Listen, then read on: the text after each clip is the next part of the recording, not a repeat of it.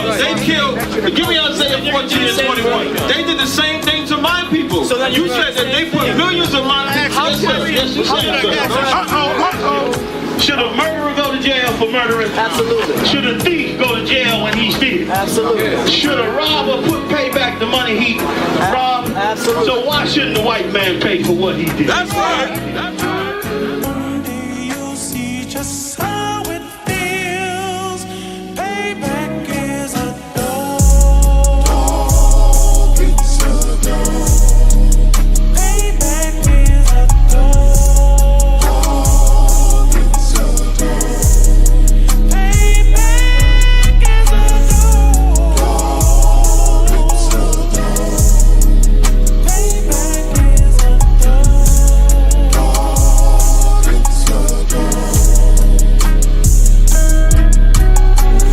I'm in a hell of a hole, was never expected to grow. Just obstacles set in the road, that a result of me selling my soul. The story I'm telling is cold, but yet it's what everyone knows. The white man's the devil is known. America was never our home, only a place of captivity, safe facility, hating, disfigure me. They claim that I'm lazy, be killing me. Maybe this slavery draining my energy.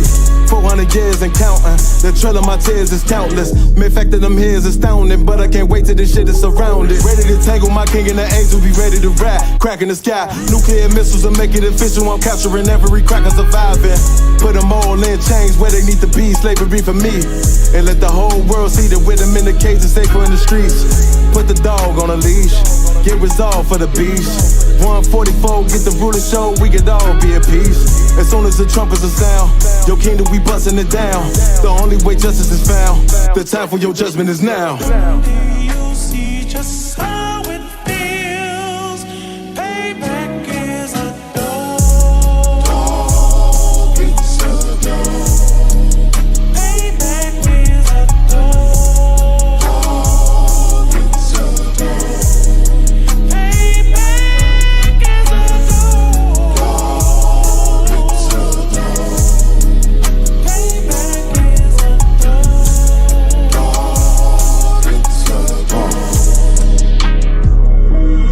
Look, ain't no remorse in my blood, Slim. It won't be no compromise. Now it's time to feed the worms. Watch his body turn to flies. I clutch iron while you trust the lies. The next Glock I buy gon' be Gen 5. I get it customized. And sending shots off like farewell. Praying payback come back around like a carousel. Still remember Yahanna's words ringing in my head like bells. Said you in this body, you fit the Lord, fuck the cartel. Triangle choke, apply pressure to the game like I did Vondale. Payback's a bitch in a dress, she a bombshell. Revenge is served cold, I just hope they make an oxtail. Glock fresh out the box, I swear it got that new car smell. Made myself a target in the world of mad shooters. Devils design fire for our babies to pass through. In the day of our king's reign, I'll be overzealous. They bought my jealous, I bought brand new parabellums. Someday you'll see just how it feels. Payback is a dog. It's a dog. Payback is a dog. It's a dog. Payback is a dog. It's a dog. Payback is a dog. It's a dog.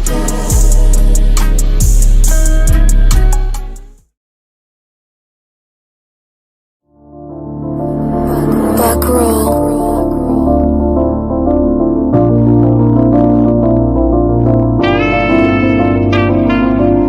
This shit gon' ride.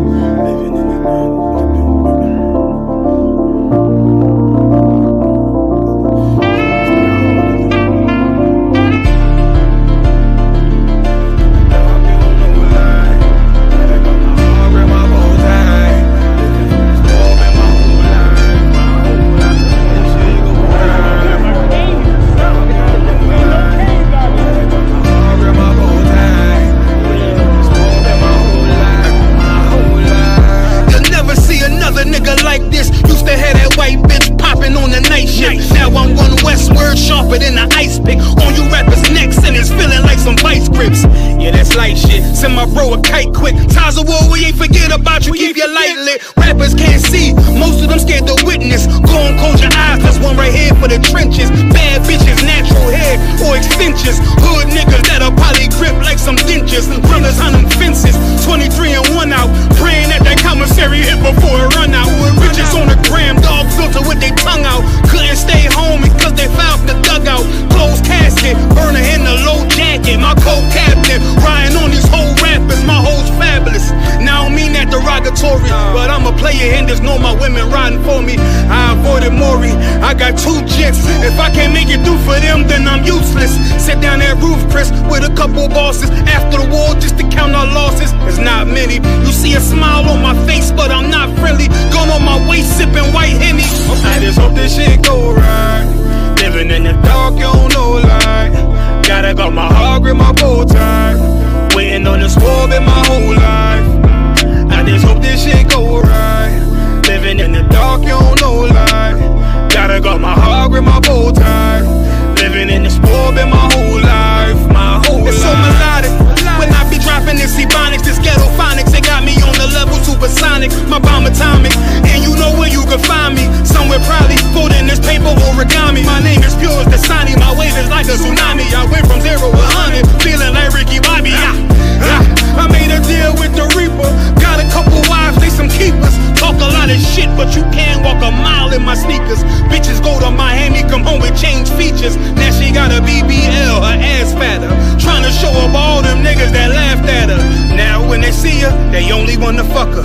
They just wanna touch her, they don't wanna cuff her. They just wanna come and kick it with her like a punter. Turned her to a runner, now it's all aboard the train. Fenty on the face, but it's not concealing the pain, it's a shame. That's why I'm in the hood like some rap snacks. I know niggas kill you and your mama for a scat pack. Dark tint, matte black, they do it for half that. Had you like 90s Missy in a fucking trash bag. I'm from Philly, we don't do bank accounts, just cash app. I spit a verse and I just watch the time slow. This that guy flow, this that shit that rappers die for. This that uncut Taha War straight from Pablo Escobar. I be at the bar like Moscato. They think it's effort, but no, this that block work. Make the countermeasures, take pleasures, making an op hurt. Light is in the sky, cause every verse is a concert. My mind work at speed y'all can't fathom. Listen to the words of a champion. And Ken, the streets need another anthem. I just hope this shit go right. Living in the dark, you don't know light. Gotta got my heart with my bow tie. Waiting on the swab in my whole life. I just hope this shit go right. Living in the dark, you don't know light. Gotta got my heart with my bow tie. Living in the swab in my whole life. My whole life.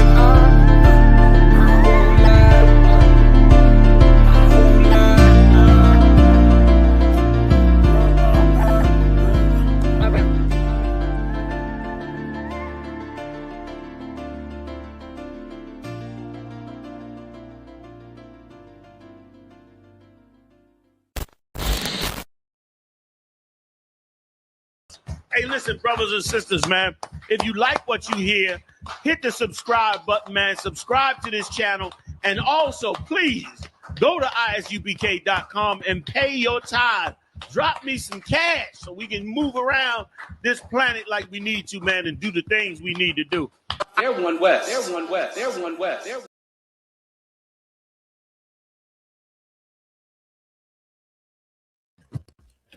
Right. All right. If you can hear me loud and clear, type a 1 in the chat. If you can hear me loud and clear, type a 1 in the chat. Let's see who all we got with us this Tuesday afternoon. Okay. I see you, Shell, Maria. Here.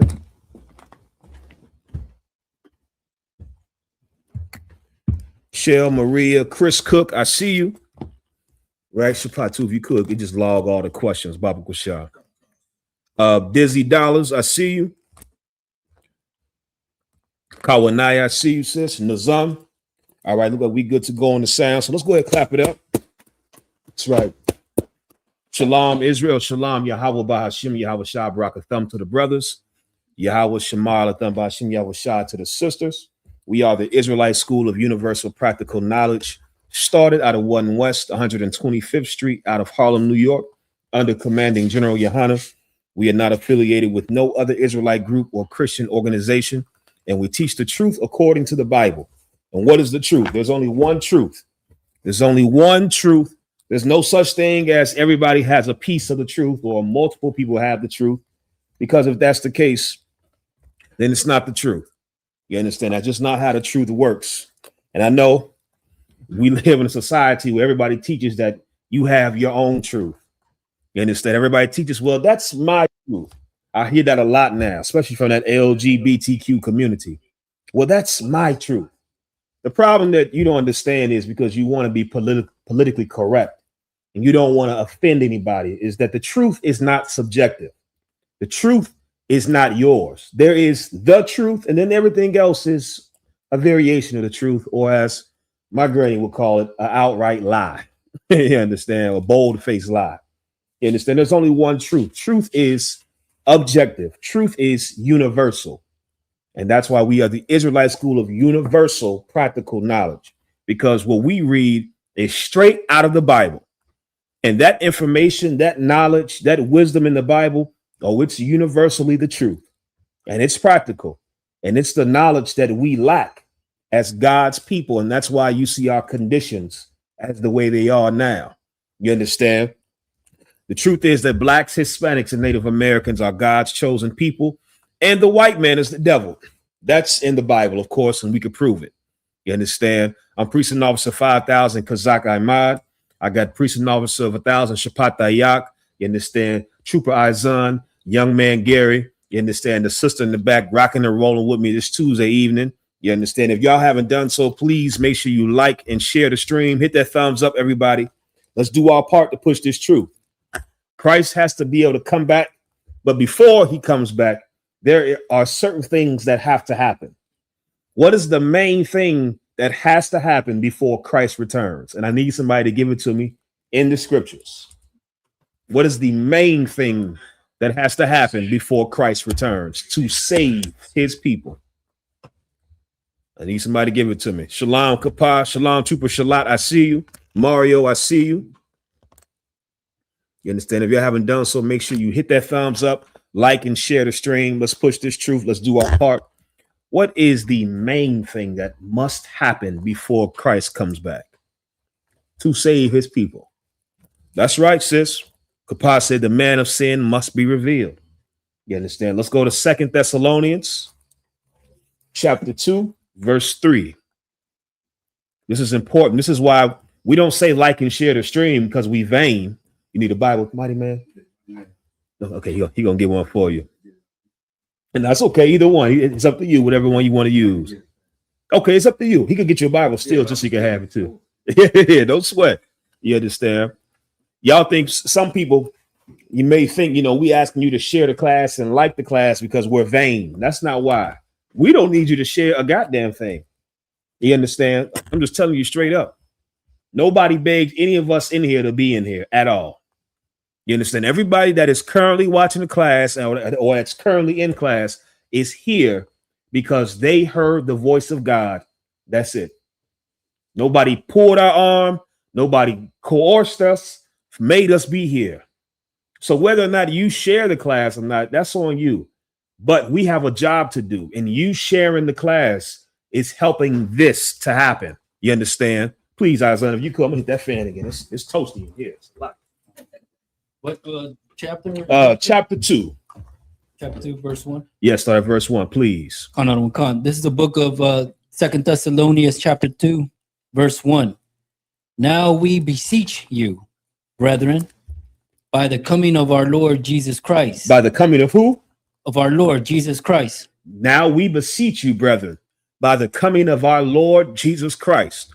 Now let's skip down to verse 3, because this is going to tell you what we just read. I thought Christians' entire doctrine was about Jesus coming back.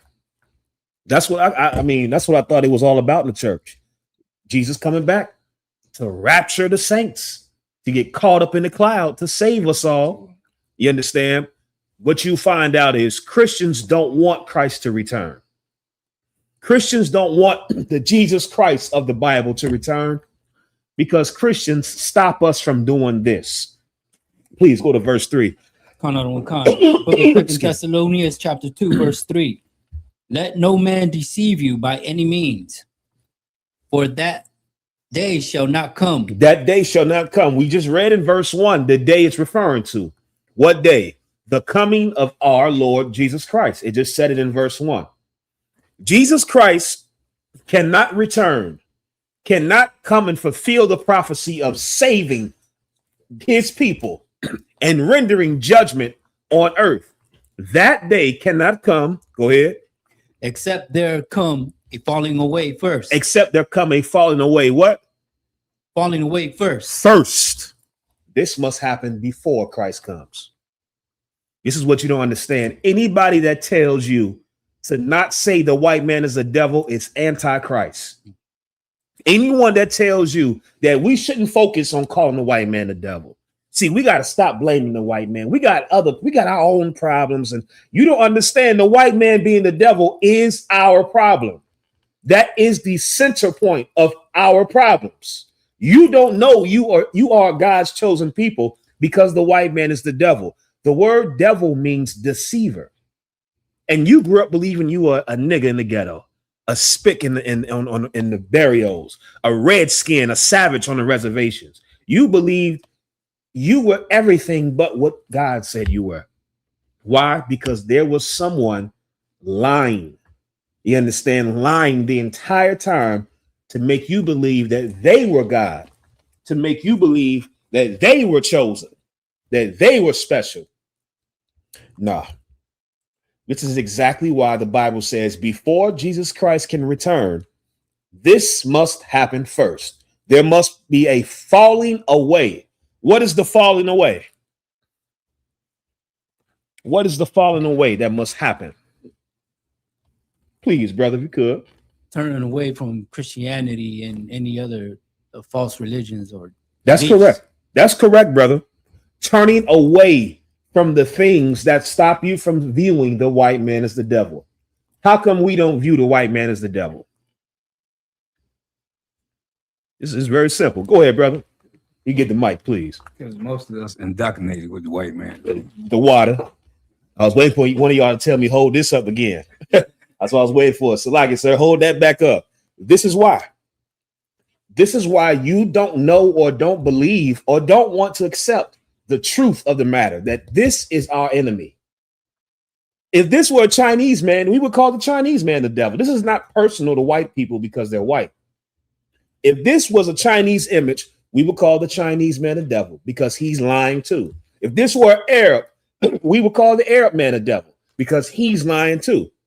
But it just so happens that the white man painted our savior, our king, and his image when the Bible says he looks completely different. And that matters. The falling away is us leaving the religions, the strongholds, what the Bible calls the philosophies that have destroyed us into believing the white man is God. The white man is our savior. The white man is the hero. That falling away must happen. Keep reading. And that man of sin be revealed. And that man of sin be revealed. This is a bedrock scripture right here. And this is one of my favorite scriptures. I love the whole Bible, but brother, there's just about 10 scriptures that I can put that if I had to just read these over and over, they would be on my list. This is one of them. Because this right here is what we all should know. In order for Jesus Christ to come back, if you want Christ to come and save us and to put everything back in order on the earth and to end abortion, to end poverty, to end the way we die and the suffering and the black on black crime and Hispanic on Hispanic crime and all the suffering and the reservations, all the problems that you go through in life. If Christ is to come back, this is telling us how it has to happen. What must happen first? The man of sin must be revealed. I love this because everybody always says, well, there's bad in every race. White people love to say that. It's bad. There's bad people in every race. Yeah, but if we were to do a poll, a worldwide poll from every nation, And we asked, if you could get rid of one race of people to fix the world's problems, who do you think everybody would say? Worldwide. Please. White man. The white man. Yeah, the white man. The white man. Type in the chat. Type in the chat. If we had, this is your own opinion. You don't have to answer by what you think we want to hear. This is based off of your own opinion. Type in the chat. If you had to get rid of one race to improve the entire earth, not just America, if you had to get rid of one race to fix the entire earth, who would it be? Type in the chat. Go ahead, Shakrop. So, Dr. I think it was also Officer Nadazab that was going around and asking people, what's your least favorite race? What's your least favorite race? Yeah. And everybody was saying, oh, white people. He was like, oh, I was talking about like the 400 or 100. And they be like, oh. But all of them was saying the white race. Yes, brother. You act like what we say in here is so racist and so terroristic and extreme. Everybody thinks the same thing. Go ahead, brother. Get the mic, please, so everybody online can And hear. out of the whole world, who the most were race that everybody hate? Exactly. It's the white man. It's the white man, brother. See, because a lot of us haven't traveled as blacks and Hispanics, most blacks and Hispanics have not left the country. You leave the country and you realize what they show to us here is not the reality. Go ahead, Isaiah, please. Sir, if I may, can I just clarify also that not to people think the white man is only like the Americans, but Right. no, it's the Germans, it's That's the right. Spaniards, it's all them mofos. You know? That's It's right. all them. The Russians, the Russians. British, the Australians, the Dutch. The The water for clarifying that, because here's what they don't understand. What is happening right here in America with white people, they are doing the same thing over there. How can we forget the Jewish man? The Jewish man. You understand? Like you, again, because we're not traveled, we're not well traveled as a people because of oppression. Our bubble is small in how we think. If you go travel, brother, you'll realize the white man is the devil everywhere. And they can't stand him everywhere. Do you know how long there's a base in Japan, a military base? I used to know the name of it on top of my head. It doesn't matter. There's a United States military base in Japan. Brother, do you know how long Japan has been petitioning to get that damn military base off out of their country? Because they said that ever since the white man came there, there has been so much more crime, so much more murders, rape, robberies. The Japanese can't stand the white man. You think the Japanese forgot about Nagasaki and Hiroshima? They haven't. The Afghanis can't stand the white man. The Iraqis, the Africans, the Arabs, the East Indians. You just don't see it because Hollywood here in America. Hollywood will have you believe they are Superman, when really the white man is Homelander, if you know the reference. Understand? They're the villain on the earth. And everybody agrees, but it's the thing that we can't talk about because they have power. You understand? They're like the bully. They're like Debo and Friday. Everybody knows this cat is the problem, but you know you got to watch your mouth because Debo will tune you up for saying that. You understand? Shalom, Sharab, Bath, I see you. You understand? Look at the comments. Shell said the white man, woman, and child. I know that's right. Papa said the white man. Trooper Shalat said Pinky, aka the white man. Maria said white people hands down. Don't even have to think about it. Chris Cook said Edom. Mario said white peoples. You understand? It's just you could ask this in any country and you will get the same answer. You know who will say something different? White people. That's probably the only people who will not say white people. And that's just because it wouldn't make sense for them to self-accuse themselves. You understand? Go ahead, Shapat. Like, you know, I always notice, and this is a whole spirit with them because they rule. White people, when you ask them a question and everybody, the truth pops in everybody's head and anybody can just outright answer it, they'll find a way to not answer it directly and sidestep. Right? Yeah. I found that most people who love white people, they have the same spirit. If you ask them a direct question, it's obvious, you know it. Yeah. They will do everything that they can not to answer it. That's right. That's from the Bible. Precept. John 8 and 4, you ain't got to get it. John 8 and 44. Ye are of your father, the devil. He was a murderer and a liar from the beginning. The lust of your father ye will do.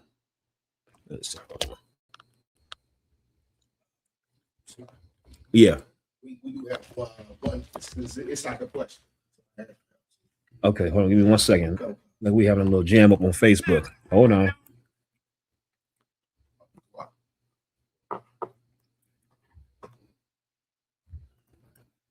Let me appeal this real quick.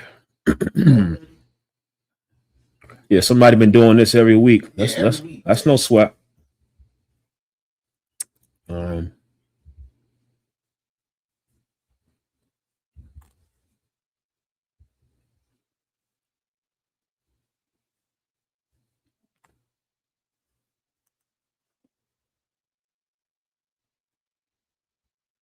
Okay, let's put that appeal in. Let me see what we got here. Y'all got to make sure y'all like and share the stream extra now, brother. They trying to stop this from being seen. Go ahead, Azan. Who owns Facebook?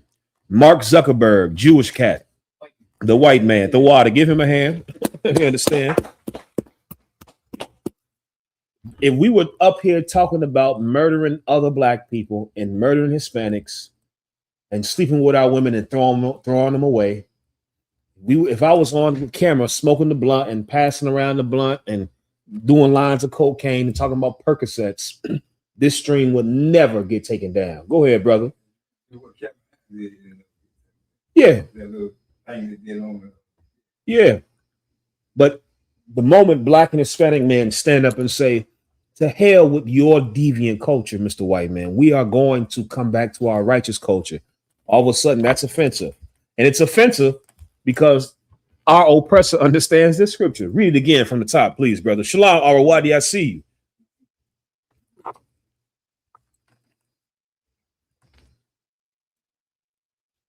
The book of 2 Thessalonians chapter 2, verse 3. Let no man deceive you by any means, for that day shall not come, except there come a falling away first, and that man of sin be revealed, the son of perdition.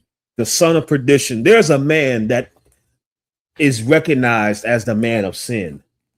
There's a man that is recognized as the evil one. There's a man that is recognized as the problem on the earth. That's the man of sin, the son of perdition. You might know what the word perdition means. Go ahead, Azan. Form of destruction, sir? Yes. Understand the book definition they have right here. Eternal damnation. That's what perdition is. Eternal damnation, meaning there's a race of people, brother, who are not promised any mercy. They're going to get back everything that they've done, and then they're going to be cut off. And that's in the Bible. Of course, I can prove it to you in so many scriptures. You understand? Where's Shapat? What you had? I was about to say that. That's you can go anywhere to find that. Oh yeah, that's this all throughout the Bible. But of course, this sounds like racism and hate speech to those who don't know the Bible. That's all. Before I came in here, brother, I would listen to the UPK and it would offend my Christian heart, brother. It would offend my Christian heart because it went against everything that I was taught growing up. How could brothers be speaking like this about one of God's people? Jesus, God created us all.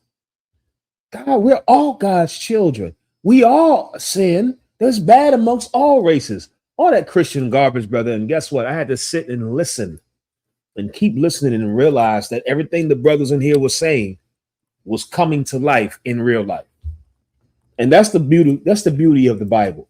If you just can erase the glasses of religion, understand religion, what it does is it puts rose-colored glasses on your eyes so that you're not looking at life for what it is. Once you get rid of the glasses of religion and just look at what's right in front of us, brother, the Bible is just perfect. It makes perfect sense. It's like, oh, this aligns with this. But religion causes you not to look at things for what they are. And that's why Christianity is not only satanic, it is not practical. It's not practical to be a Christian or to believe in the doctrine of Christianity. Let me ask everybody this a question. If you have kids or you have nieces, and if you don't have kids, nieces and nephews that you care about, Would you teach them to go to school to love and accept everybody? Or would you teach them to protect themselves? Which one would you teach? That's right. Raise your hand next time, but go ahead. To protect themselves. Everybody knows you're doing your child a disservice and teaching them to go to school loving everybody. Because why? Everybody doesn't love them. There are people that are enemies, that are bullies, that have ill will against them. Why would you tell your child to go and love everybody? You're ill-equipping your child. It's not practical, and that's the church. That's Christianity. You understand?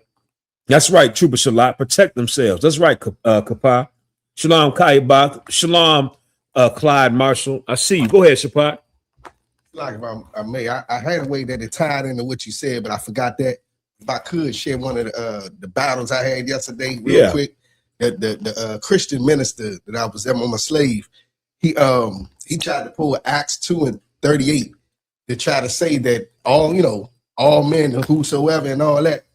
And I said, so you believe in context, right? If you're reading a book, right, you have to have context. He said, yeah.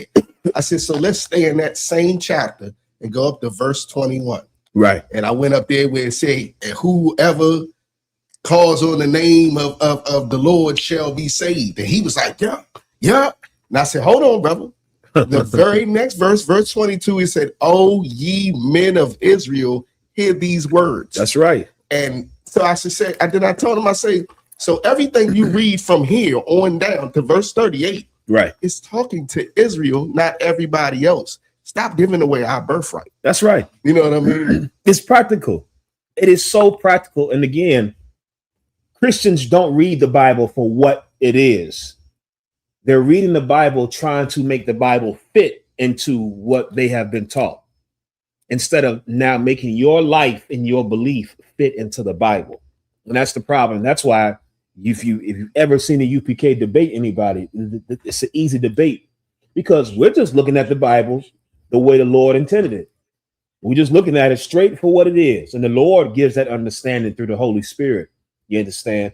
Christians don't have the Holy Spirit. You have the spirit of this world, because you're trying to make God's words fit into a doctrine, a religion of this world. And because of it, you're going to lose every single time, because what you're saying is not in there. It doesn't make sense. You understand? Shell said, my coworker is still saying King James is white. What page in the Reunion Christendom book says that he is black? I'm not sure about what page it is in there, but this is what you tell your coworker: prove King James is white. You understand that? A lot of times, because some of y'all are so sincere, you make the burden of proof be on you. Make them prove it. I ain't got to prove he's black. Not saying to you, sis, because we could prove it for sure. You understand? That's another good book. Tell them to prove he's white. Who said King James was white? The same people that said King James was black. I mean, that he was gay. The same people that said Christ was white. You understand? Xavier said Jesus was brown. Where was he born? What does it matter what skin color he had? Well, you just said he was brown. So how can you say what doesn't matter if you just made an assertion on his skin color? If his skin color doesn't matter, then it doesn't matter if he was brown or black. My question to you, Xavier, is if the color of Christ doesn't matter, why do we have a white Jesus? Xavier, please just answer that question for me. If the color of Christ does not matter, why do we have a white Jesus? You yourself just said he was brown. This is not a brown image. So why do we have a white image? And why is it that almost every depiction of Christ in mainstream media looks like this? He said it's white Jesus, not Jesus. Xavier, you just said he was brown. So if you just out of your own mouth admitted he was brown, how could this be Jesus when he's not brown? Come on, Xavier, don't play games over here. You understand? You're not playing with idiots. He said in America. In America what? Shalom, Shapar, I see you. Give me Job 9:24, please. Let's go into it. And then Shell, Tell them, Xavier, you said, now he's saying, who cares? That's what they love to do. The moment they can't prove it or they get cut, now it's who cares? You do. You brought it up. You literally brought it up. You care. And guess who else cares? White people care. White people care so much about the color of Jesus Christ that they lie and painted Jesus Christ in their image when the Bible says Christ is not white. You understand? The Bible says that Christ looks completely different than what white people have depicted him in every movie, in every picture. Go ahead, Shapat. Like if I may, knowing that it would be a time that people would be thinking differently from the truth. The Lord cared enough to have it put in the Bible twice in the Old and New Testament. Well, we about to go into it to show just how much it does matter. You understand? Please, whoever has it, Job 9:24, the mic, please, Shapat. The book of Job, chapter 9, verse 24. The earth is given into the hand of the wicked. The earth is given into the hand of the wicked. The Bible is telling us right here, the people that run the earth are not righteous. The people that run the earth are not God's people. The people that run the earth are wicked. You want to know who the wicked is? The Bible is going to tell us who are the wicked. Who is the man of sin? Who is the son of perdition? Is getting ready to tell us right here. Please keep reading. He covereth the faces of the judges. He covereth who? The faces of the judges. He do what? Covereth the faces of the judges. This is talking about this. The judges, and everybody in your own words, what is a judge? You got to be able to be very concise and succinct on describing this. In your own words, what is a judge? If you had to describe what a judge is, please, brother, go ahead. Supposed to be a leader. That's true. But that doesn't really help to hone in on if you had to describe a judge. Need somebody to describe. Go ahead. Someone who determines your punishments. That's true. Give me more based off of what? Your actions. That's true, but your actions compared to what? The way you live your life or the things you've done, sir. I got you. Let's give the brother another shot. Your gatekeepers. Yes, according to what? According to the Bible. You on to it. Let's see. Warren said ruler. Okay. Trooper Shalat said giver of the law. That's closest to it, what you need. Sharabat said a person of high reputation. That's what they're supposed to be. Grisha Manawaf said someone who enforces the law. Her and Shalat are the closest. Xavier said authority. That's true. Maria said someone who rules a decision between two parties on a law. You understand? That's probably the closest so far. Bobby said judge have the final say. A judge is someone who makes a judgment based off of the law. There's three branches of government in the United States: the executive branch, the legislative branch, and the judicial branch. Now I know I'm taking y'all back to civics class. Do you remember what all those three functions are for each branch? The executive branch, the president, enforces the law.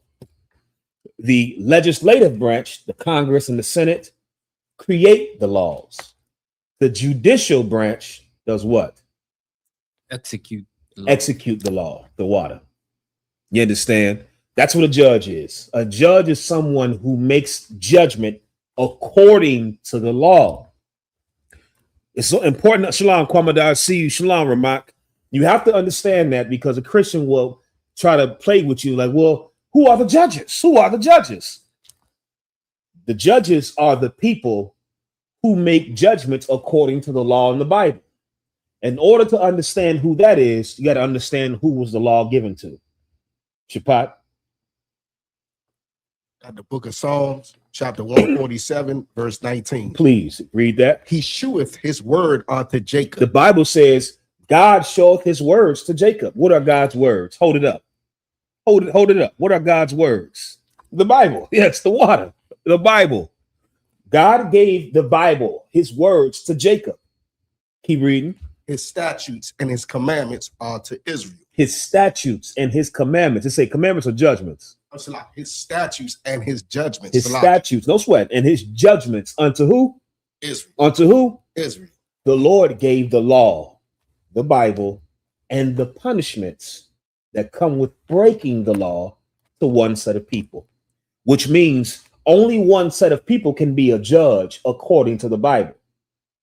Blacks, Hispanics, and Native Americans, Israelites.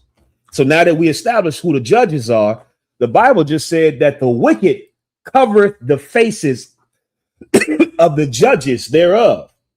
Meaning, you want to know who the wicked is on the earth, the man of sin, the devil? Look to see who painted over the images of the Israelites. Here we go. It ain't hard. Here you go right here.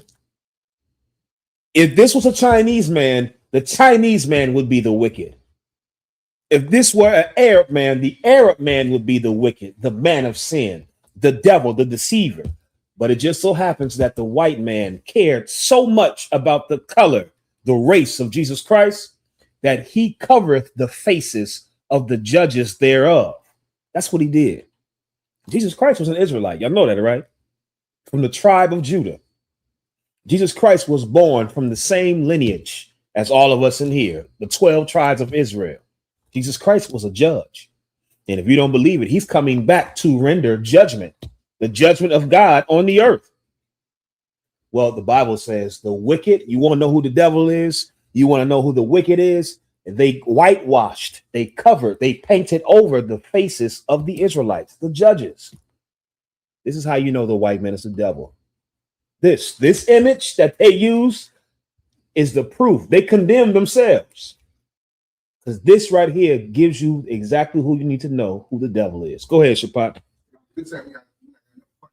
Yeah, what we got? Oh, God, sir. Clyde Marshall said, can our oppressors be saved? Let's look at Esau in 2026. Esau at the University of Alabama, Tennessee, Louisiana, etc., voted against black members in Congress. A judge had to reinstate him. I don't know what his question was. I just went on the first part. No, can our oppressor be saved? Let's get into the scriptures. That's the topic of the class. I got your precept, sir. The water. It says the topic of tonight's class. So like I didn't even get to say that. This is I.S.U.P.K, Washington, D.C.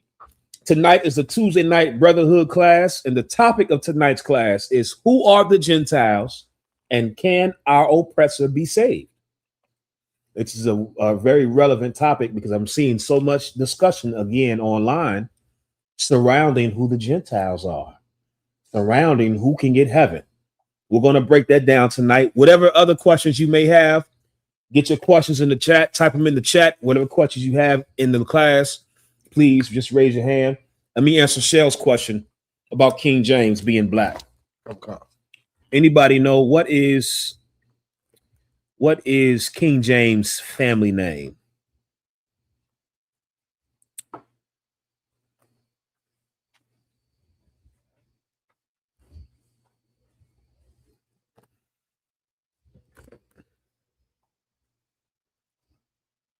Let's get that. Let's get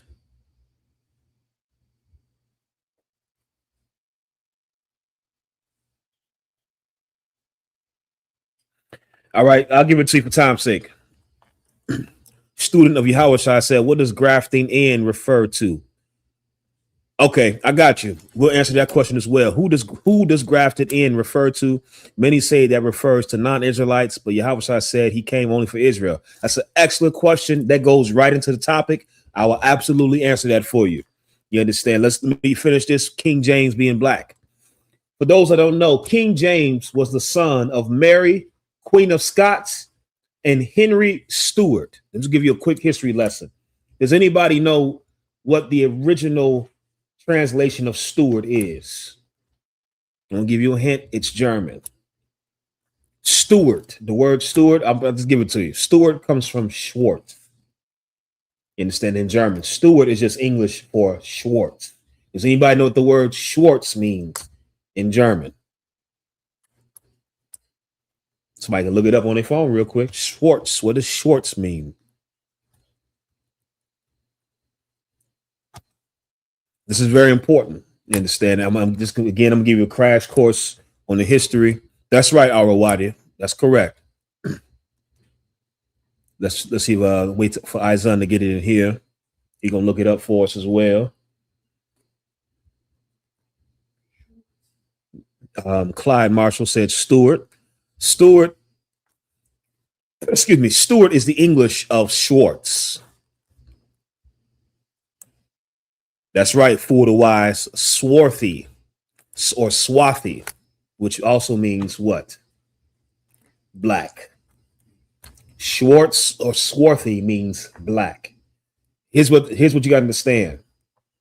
Your surname, your family's name, usually came from what?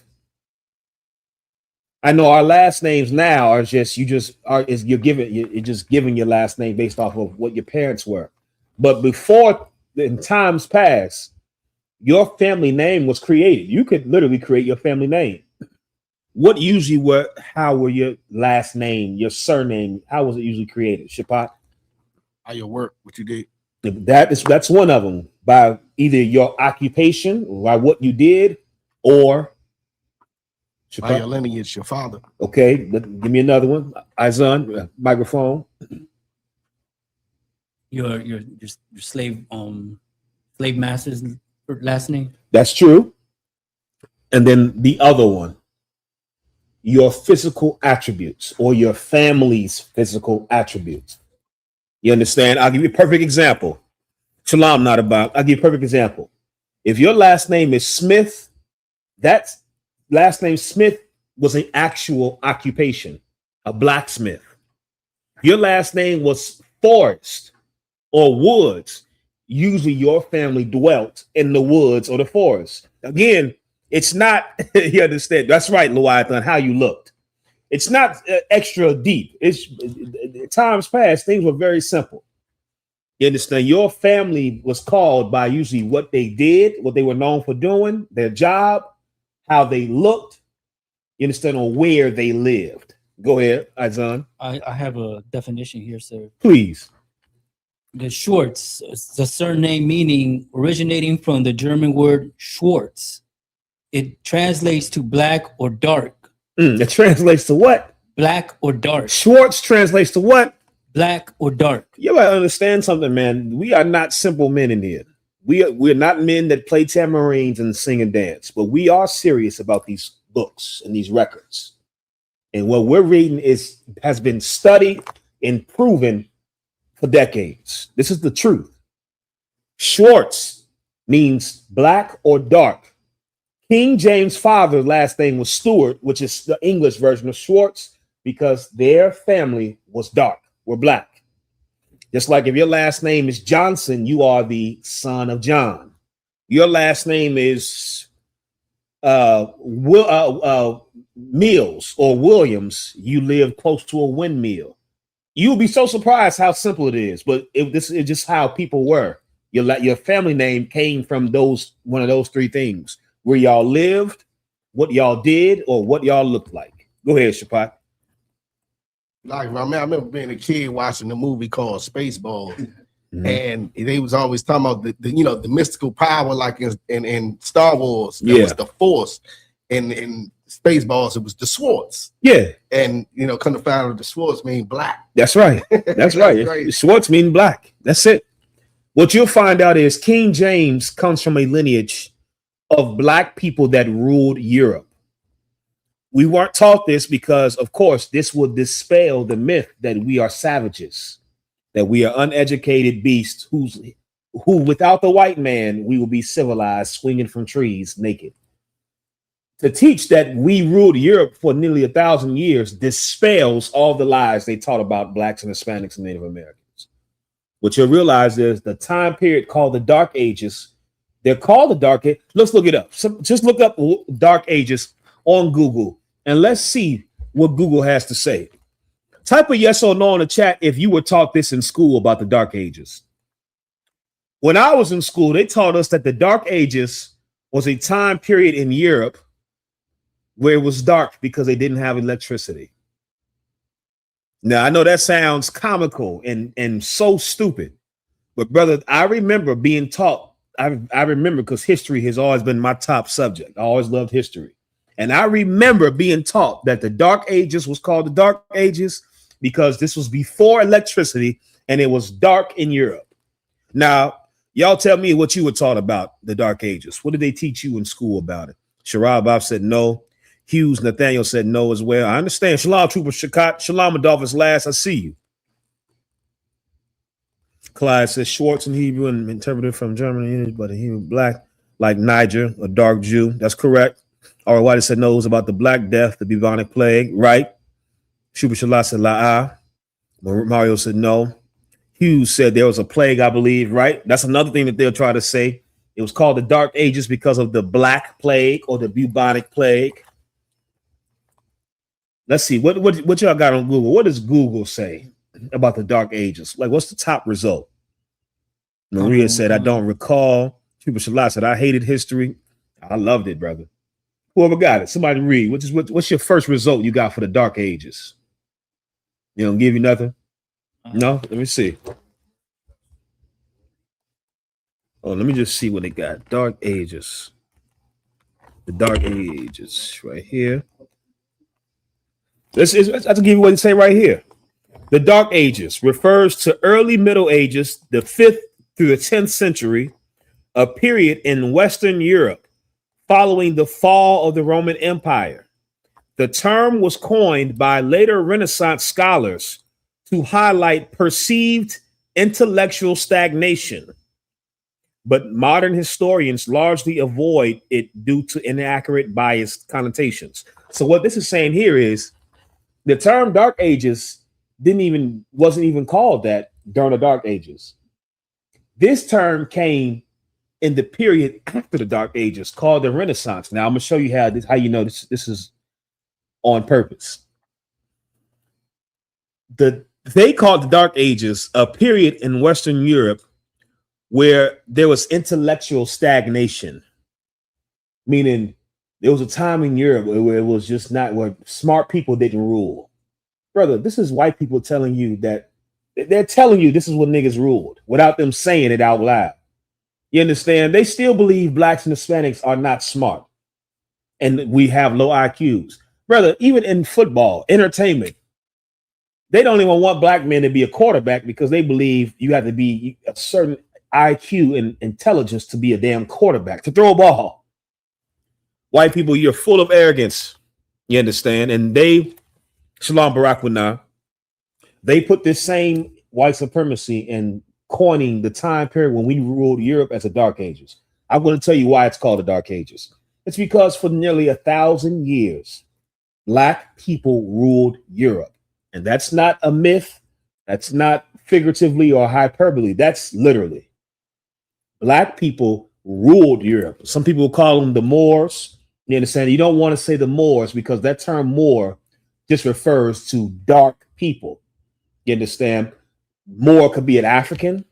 A Moor can be a dark-skinned Muslim, like a dark Arab. A Moor could be us, the Israelites. So you don't want to say the Moors. You don't want to say the Moors taught white people how to bathe. Africans don't know how to bathe still to this day. Arabs are musty. Come over here, I'm musty today. Who are the only people that are clean that white people make fun of because we use washcloths? Black people, Israelites. So don't say Moors. It's us. We ruled Europe. We taught white people how to be civilized and how to bathe. You understand? That was Israelites. Let me get Shapat, then Izan. It's like, if I may, on white people trying to always act like we're not smart and they are. You know what I'm saying? They try to condition it so we can be looked at it that way, because everything else that's on a physical eye level that you can see, it's clear that we're better than them. Absolutely. So they're trying to make it look like the one thing that they possibly can deceive you on. You can't just see a person's intelligence. That's right. Until you talk to them, it's down the third. And they try to condition it so we look like that on face value, that we're not smart. Exactly. So they can claim, oh, but they're not smart people, we are. Yeah. Brother, let me show you how sick the white man is. Type a yes or no in the chat, and excuse me for being vulgar. I'm just teaching. This is true. Type a yes or no in the chat if you knew that the Greeks believed if you had a big penis, you were low intelligence. Type a yes or no in the chat if you knew that. The Greeks believed, and they taught this, and they believed this. These white men, but that's why the statues, were they naked? All of them got small, shriveled up penises, because they believed men that had big penises were stupid and low intellect and savages. That's, brother, this is how insecure and low self-esteem these people are. That they had to just, brother, they had to just now lie about manhood. Well, he only has a big penis, but he's not that smart. And whatever you got to tell yourself to make yourself feel good, Mr. White Man. You understand? Go ahead, Azan. Lucky sir. So I kind of wonder that about the Moors. People, when they usually say that, they just say that to like as a way to include everyone that's dark, you know, and like diminish the people of Israel. You know, yeah. People. Yes, that's exactly what it is. The title Moor is a catch-all for dark people. And that's why you definitely want to avoid using that title when you attribute accomplishments, because what you'll realize is most of the great things that people attribute to the Moors was Israelites, just like in all things. You understand? It was Israelites. Moor usually was referring to a dark Arabs who were Muslims, North Africans, or Israelites, because during that time there's a lot of trade and interactions between those three. You understand? But most of the accomplishments you'll realize when they say Moor is referring to you. It's referring to us. Just like today, nobody says Moors are the best dancers. Niggas are the best dancers. You understand? Nobody says Jesus Christ was a Moor. Jesus Christ was black. You understand? Go ahead, Shapat. One of the battles that brought me into the truth, I watched about 8 battles on Crossing Line Radio before I was like, give me the number, was Chaazaq battling the Moors. Yes. It's a specific type of Moors, but the whole battle was is the Moors the origin of the Israelites. I like saying like are Israelites just Moors, like right. Black people. Right. They was trying to lump it all into one. Yes. But they end up Chaazaq end up proving that Moors were just like you named all those different people. Yes. They have a different biblical name. Right. Meaning we're not the same people. That they were a belief of different races of people, whereas Israelites are one race of people. That's right. And they end up proving it and making them look real bad. Yes. You understand? That's right, Arawadi. He just said what you said, Shapak. Arawadi said Cat was battling the Moorish Science Temple. You understand? Which are Israelites who want to call themselves Moors when you don't understand it's belittling as an Israelite to call yourself a Moor, because nobody else did anything great except you. So why put yourself, you know what it's like? If you're from this area, that's like a nigga from DC saying I'm from the DMV. That's kind of hard to understand. A brother that's from DC would never say I'm from the DMV because DC is the greater of the three. You know who wants to say I'm from the DMV? Somebody who's not from DC. They want to kind of be lumped. They want to lump themselves in with the prestige of being attached to DC. Somebody that's actually from DC will never say I'm from the DMV. Just like I'll give you an example for your state. If you live in Chicago, you'll never say I'm from Illinois. You understand? You'll say I'm from Chicago, even though Chicago is in Illinois. If you're from Philly, you'll never say I'm from Pennsylvania. You understand? If you're from Atlanta, you'll never say I'm from Georgia. If you're from Cali, Cali different, because most people say Cali got a different connotation. But if you're from LA, most of the time you're gonna say I'm from LA. You understand? Or I'm from Oakland. You understand? That's what it's like. To say you're a Moor is really, it's a slight. You understand? When you're the greater thing, you understand, out of the two. You understand? So that's what it is. When you go into the whole history, King James, for time's sake, King James was black. He comes from the lineage of black people that ruled Europe. The Catholic Church hated King James. Let me see that book too, please. KJ Verified. What you want to do is keep tuning in to class, and you want to buy Captain Katazar's book, KJ Verified. You understand? This is the true image of King James right here. This is what he really looked like. Does it look like a white boy to you? You probably, if you think it's like a white boy, you ain't got good eyes. That's a brother. King James was a black man. You understand? He was a certified black man. He wasn't in the truth, but he was black.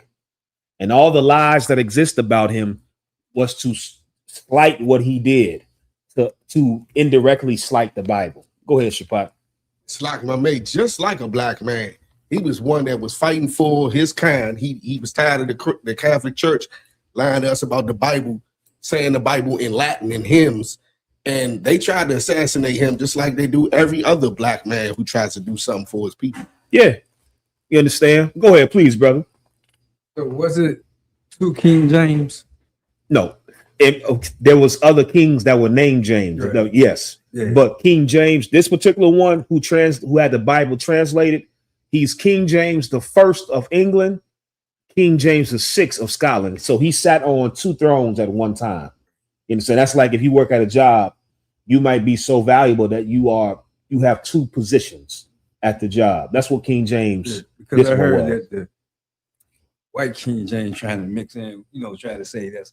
Yeah, see, no, that's why you have he was the first King James of England. So there were King James that came after him. But the black man was the first King James of England and the 6th King James of Scotland, which means there were 5 other James before him. He was the 6th King of England. Excuse me. There wasn't 5 other. I'm saying that wrong. There wasn't 5 other James before him. You understand? It just means he was the 6th King of Scotland, the 1st King of England, first the title. You understand? So that's who the black one is. There of course were other James that were kings. You can look that up and pull that up as well. Go ahead, Shapat. We got more questions. What we got? I believe you read one of them already with student of Yahawashi. Mm-hmm. Who does graft? We had Clyde Marshall. Can our oppressor be saved? I believe he was going to respond to that part. And then we got a student of Yahawashi says, who does grafted in refer to? Many say it refers to non-Israelites, but Yahawashi said he came only for Israel. And then he had a second question. Student of Yahawashi said, Salakia, but I'm new to the truth. Does skin color or heritage matter more? Asking because I'm so-called Mexican, who my father would look white due to my mama. Salakia, if this is obvious. It don't matter how you look, brother. Right. I wish I was I wish I would look white so I could offend niggas who was caught up on colorism. I wish I was. This is a carnal thing in me. You understand? Because I be wanting my brothers who are lighter skinned to understand you shouldn't feel no type of way about being light. It doesn't matter. You better be glad I'm not white looking, because I'll be saying nigga every time I get a chance. Fight me, nigga. Fight me. Yes, I'm a nigga too. Your skin tone does not matter. You understand? Don't get what we're saying twisted. The skin tone does not matter. When we say Jesus Christ is black, it's not to harp on his skin tone. It's to harp on his lineage, because that matters. Your bloodline, what family you belong to, that does matter. Brother, I got siblings. I have 6 siblings, and all 7 of us are different skin tones. My older brother has orange hair with freckles, and his lights in the same skin tone as Izan. My older brother got orange hair. You understand? The nigga got orange hair with freckles. And I got a sister, brother, who is as dark as Captain Mashah. You understand? Go ahead, Shapat. I always when I see brothers like that, I would say, so you look like a banana. See? That's why it's always fights. You understand? How a man supposed to respond after that? You understand? But that's the skin color. That's a white man's argument. That comes from white people to focus on the skin color. What does matter, however, is what family you belong to, what bloodline you belong to. And if you are a Mexican through your father, you are the tribe of Issachar, regardless of how light you are, regardless of how. That's outside. God damn. The Balawan partying on that. God damn, brother. Yeah, god damn, brother. What's that? Yikes. Okay. You understand?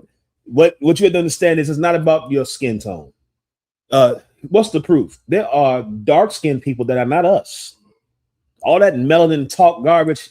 Being dark-skinned doesn't make you one of us because Africans could never be us. You understand? So again, you don't want to get caught up in the skin tone. You want to get caught up in the lineage, the bloodline, which is, if you go to the Bible, that's what it talks about the entire time. Go ahead, Shapak. I got a question if I made it's kind of off. Yeah. It's a trooper Pathwa'ala Yeah. in the chat. I just want to know, what does Pathwa'ala mean?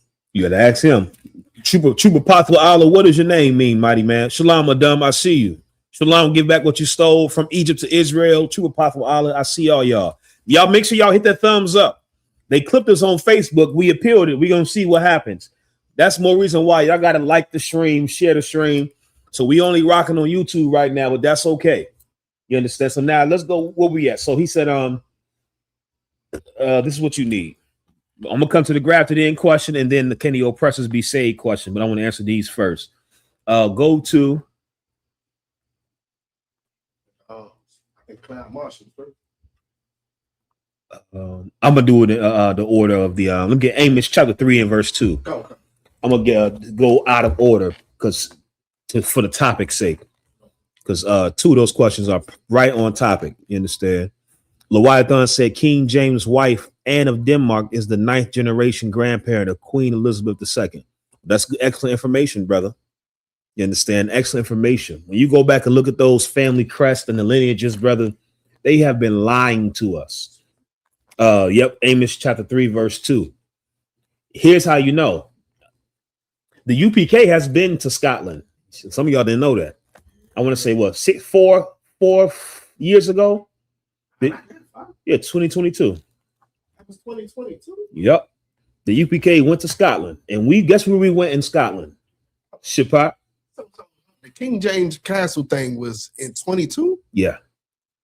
It was that long ago, sir? Time fly when you went here, brother. Nah.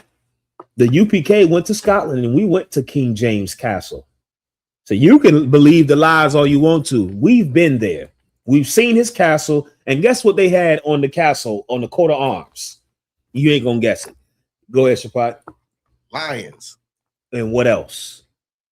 And the Shield of David. Not quite. They had a, go ahead. They had a lion was definitely there. A bow, and arrow? No, not quite. A lion and a unicorn. Now, somebody can tell me what is the significance of having those two animals on your family crest. Go ahead, Shapat. Those are the two leading tribes of both the kingdoms. The southern kingdom was called Judah, and it was led by Judah, which is the lion. That's right. Is a symbol, and the northern kingdom, which was called Israel. That's right. And that name belonged, the birthright of the name belonged to Ephraim because he was the one blessed by Isaac. That's right. Brother, you don't think they knew who they were? Why would you have a unicorn and a lion on your crest? Because they knew who they were. They knew this is Israel and Judah together. Come on, man. You can, again, the archaeology says something completely different. It's all throughout it's everywhere. It's all in your face. The only way you cannot believe this if you are holding on to what feels good. Because once you let go of what feels good and now embrace the truth, you'll realize, oh, this brother. I was walking in DC and I seen a statue and I'm like, it's always been here. Brother, it's a statue at Arlington National Cemetery. I forgot what it was. This me and Barack used to slave there at Arlington National Cemetery. And I'm looking at the statue and I'm like, I've drove past this so many times and I never thought to see that, okay, this is in our face. No, this is on a different part. But brother, once you let go of the lies and just embrace the truth, you'll realize it's been in front of our faces the entire time, all around us. That's it. And that's the evil part of how the white man lies. It ain't like he putting stuff on the ground. The truth is everywhere around you. You just have been put a veil over your eyes through religion. So now you looking at something, you riding past it every day and not even realizing, oh, that's something else. That sound like that's about this and that. Shalom, P. Fergo, I see you. All right, so let's read Amos 3 and 2. That's right, Arawadi. That's the term I was looking for. Hidden in plain sight, the water priest. Once you let go of the lies, you'll realize the truth has been hidden in plain sight. Perfect example of the Bible. We have had the Bible the entire time and never knew this was our records, our history, our lineage, our constitution. Whoever has it, Amos chapter 3, verse 2, please read that. Amos chapter 3, verse 2. You only have I known of all the families of the earth. You only have I known of all the what? Families of the earth. Of all the what? Families of the earth. This is what you have to understand. This is not about religion. It's not about skin tone. It's about what family you belong to. That's it. And the Bible is telling us that God has only known one family. So it doesn't matter how light you are. You can come in here looking like an absolute white man. You understand? But you can prove your father is a part of this family. Nigga, you are brothers with us. You understand? It doesn't matter how you look. You understand? That comes from the white man. That's called colorism. And you should stay away from colorism, because what colorism will have you do is, okay, if we deny somebody because he look white, that's what's happening next. We're going to let an African in here because he's dark like us. Nah, it don't work like that. I don't give a damn how dark you are. You understand? I don't care if we look the same because of melanin. I don't care about your features. A lot of you bug outs, you get so caught up on phenotypes and all that garbage. I don't care. You could look like a full-blooded African. If your daddy is a nigga, come on in here. You could look like a full-blooded white man. If your daddy is a nigga, come in here. Blacks, Hispanics, and Native Americans are one family. And that's the only family God has known. And if your father is a part of that family, you can look however the hell you want to look. You are a part of the people God chose. That's it. You understand? You out of the families, excuse me. Read it again, Salaki. I don't want to butcher it. Amos chapter 3, verse 2. You only have I known of all the families of the earth. You only have I known of all the families of the earth. Keep reading. Therefore, I will punish you for all your iniquities. Therefore, I will punish you for all your iniquities. This lets you know this is a father. When you take your kids to the park, you don't whoop all the kids at the damn park for doing something bad. You hear kids cussing at the park. You understand? You don't, hey, y'all come here. I'm about to wash all your mouth. No, you tell your kids, come here. Was you cussing with them? Yeah, I heard you cussing. You pop your kid in the mouth. You don't pop all the other kids in the mouth. Because I only know you. I don't know them other little bastards. You understand? I don't know them other little bad kids. I do know you. Because I know you, you about to get hit in the mouth because of what you said. That's us. Our conditions are the proof that we're God's people. Because we're being punished for living evil. That's why I hate when people always compare white men that are pedophiles to Diddy and R. Kelly. Well, you never seen the news coverage for white men. Nigga, why you... What argument are you pushing here? So we should be okay with our men being pedophiles? No, we shouldn't. Black men being pedophiles are going to get it worse. You know why? Because God said you're not allowed to be a pedophile if you're Black, Hispanic, or Native American. It's the white man's kingdom right now. He's going to touch children and he's going to be able to get away with it. Go ahead, Shapak. Like, and I can only imagine the Lord say, because I said so. Right. That's it. Because I said so. Why you want you? That's like your kid come to you, and all the kids cussing, and you tell your kid come here at the park, and you pop them in the mouth, and your kids say, "How come you didn't pop them in the mouth? They was cussing too." What the hell are you talking about? You understand? What the hell are you talking about? Why would I? What? That's the argument you make when you try to say, "Well, Elvis Presley had little girls too, and he still is." Who cares?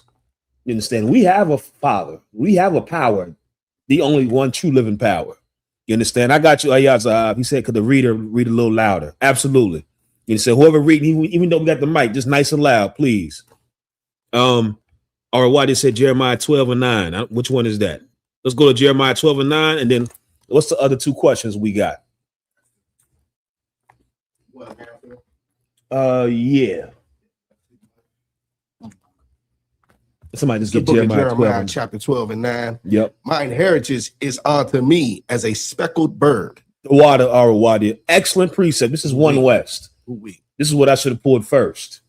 You understand? This is an excellent precept, Wadi. I remember hearing this precept to cut that colorism garbage out. Read it again, please. Concept. This is the book of Jeremiah, chapter 12, verse 9. Mine heritage is unto me as a speckled bird. God says his people, his heritage, are unto him as a speckled bird. What does that mean? What does that mean? You got to be able to understand what this is saying. God says his people are like a speckled bird. What does this mean?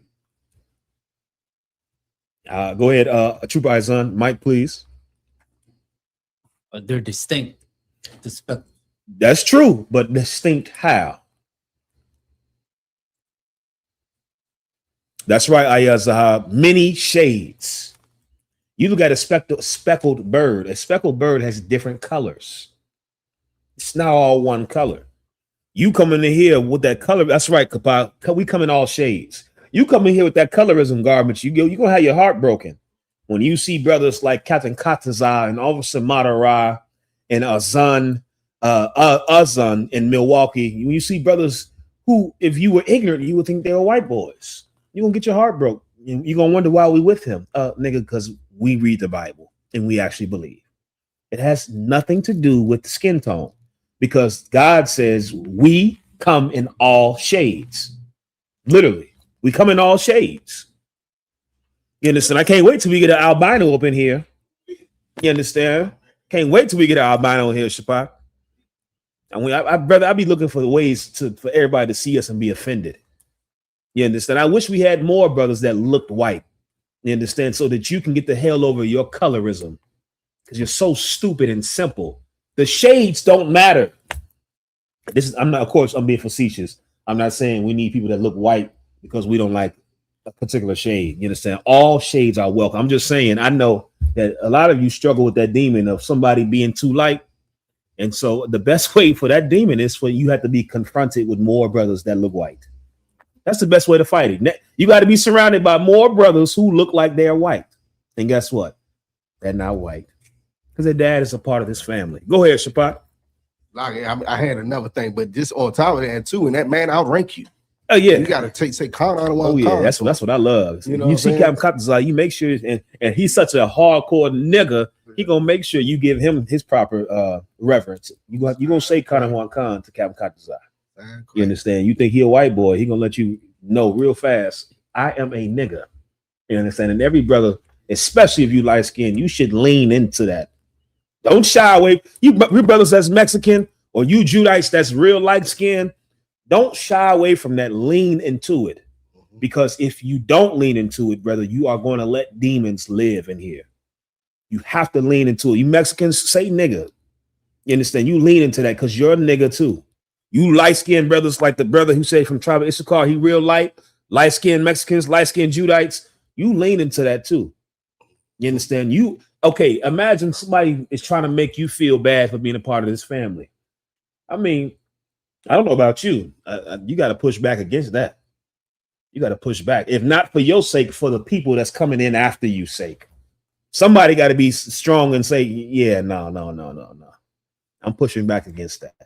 You understand? Of course, we don't have that problem in here. You understand? I do know people out there have that problem, but that gets sorted out when you get in here. You understand? Go ahead, Shapat. It's a lot. You keep pushing my main comment to the side when you keep talking. You know what I'm saying? But if I could, I want to give it up to True Azan. That's right. I love being that cat, True Azan out there. That's right. For all the Latino brothers and sisters. And they see him, and I know they looking. They're like, what? Yeah. It's a Latino brother up there with him. Yeah, brother. And he's standing strong. That's right. You know what I'm saying? Holding it down. You know what I'm saying? Shout out to Trooper Azan and all the brothers that are from the tribe of I.S.U.P.K, all the Mexicans, all the Puerto Ricans, Dominicans, Guatemalans, Panamanians, El Salvadorians, Hondurans, you understand, Colombians, all the brothers that have the courage to be here when the world says you shouldn't be with them niggas. That's literally what the world, when they say, how do I know? I seen it with Captain Osh. For years we'll be at camp and you can see the anger and the demon come over brothers and sisters when they see Captain Osh come up to speak. You can see it. It's like you was cool with everything before, but then he get up and he has the audacity to be with us and speak. You can see the demons come on. Brother, that's why we need more. You understand? Our people have to confront that demon of colorism. You understand? Because Christ said, I came to save all 12 tribes. You are anti-Christ if you reject a brother or a sister because of their color.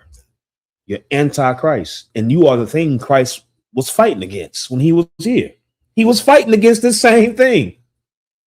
That's why he gave the parable of the Good Samaritan. We're going to go into it tonight to show you what that is. Go ahead, Shapat. It's like if I could roll right into my comment, but Captain Osh leans right into it. He don't never speak English when he got up. Well, that's he what get up on that joint and he speak nothing but Spanish, and exactly. then he get off the mic. You know what I'm saying? If I could, sir. And what you was talking about, I like to throw it in their face too. When I'm in the world, I love to wear the shield of David all on my clothes. I got a shirt that says, I serve the nigga God. That's right. You see what I'm saying? And the white people who can't stand to see that shirt, I make sure I put my chest up so they can read the whole thing. Yes, everything. brother. I'm talking about I might wear my headpiece out. You know what I mean? I love the show. That's why. See, is it right there? What that top sign say right there? This one? Yeah. No excuses. You know, so that one don't say. What did no cowards on that? It's another. It used to be. Okay. Hold up. Nah, it's not a. It used to be one that's right here on this podium, right on this pillar. It say no cowards. That's why to be in here, you can't be somebody that's timid or scared. This life, being in the truth, literally calls for you to be bold because you're doing and saying things and living a lifestyle that goes against everything the world will have you do. The world would never want to see black and brown men unite together. I read the comments on the videos. I read the comments, brother, and it lets me know that this is what has to happen. It has to happen because if the world is so much against this, that means this has to happen.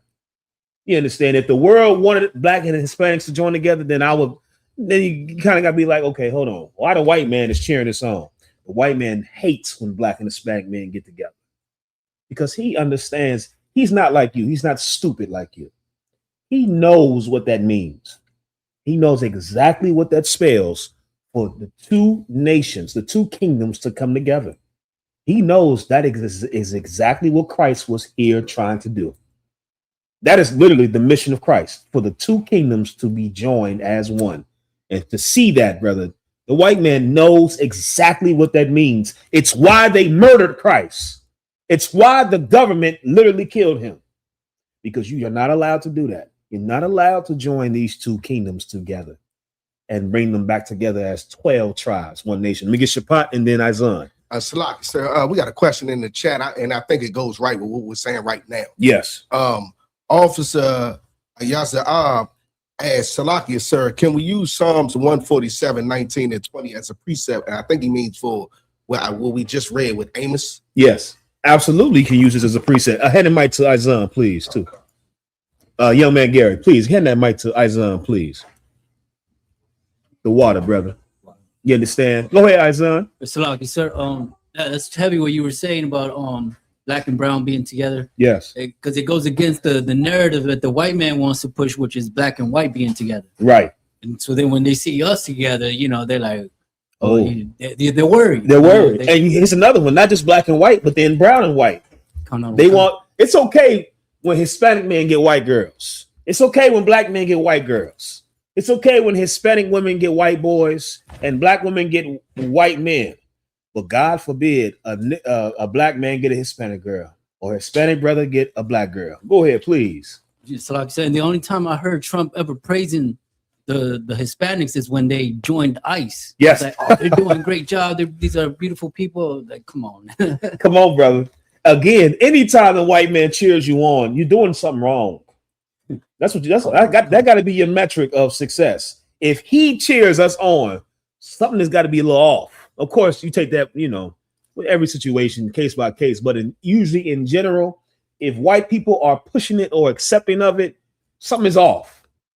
Because to do the thing that is right, white people are against it. They're against Hispanics loving their own and loving black people. They're against black people loving their own and loving Hispanics. When I say their own, of course, we are each other's own. Go ahead, Shapat.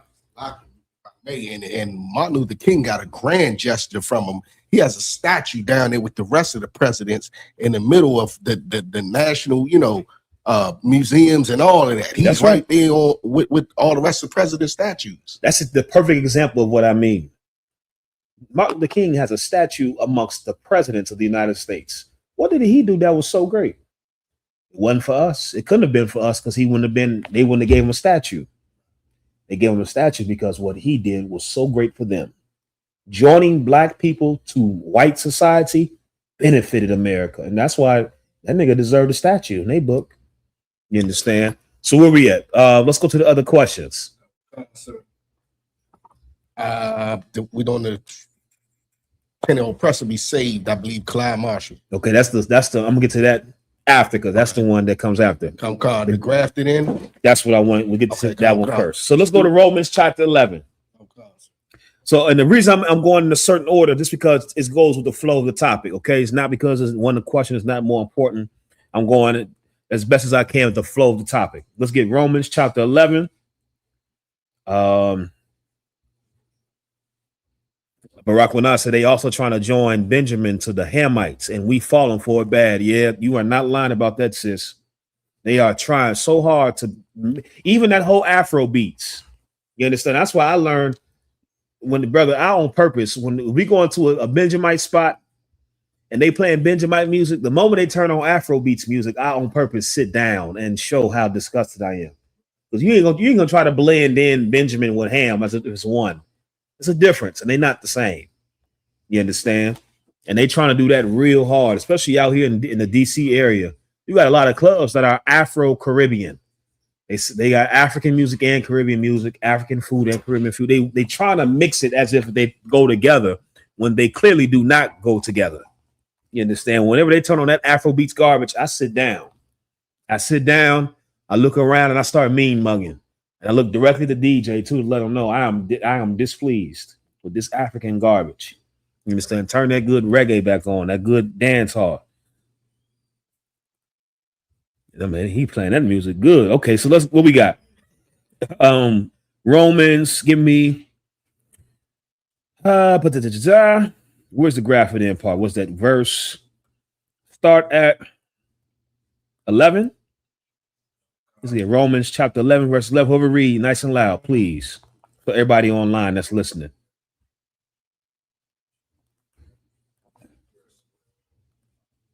Romans 11. Let me see. That's where I want to start. Might be before that. No, it's a little after. Here's what I want. Excuse me. Oh, okay. Verse 24. Okay. It starts at. Hold on. No. It's 20.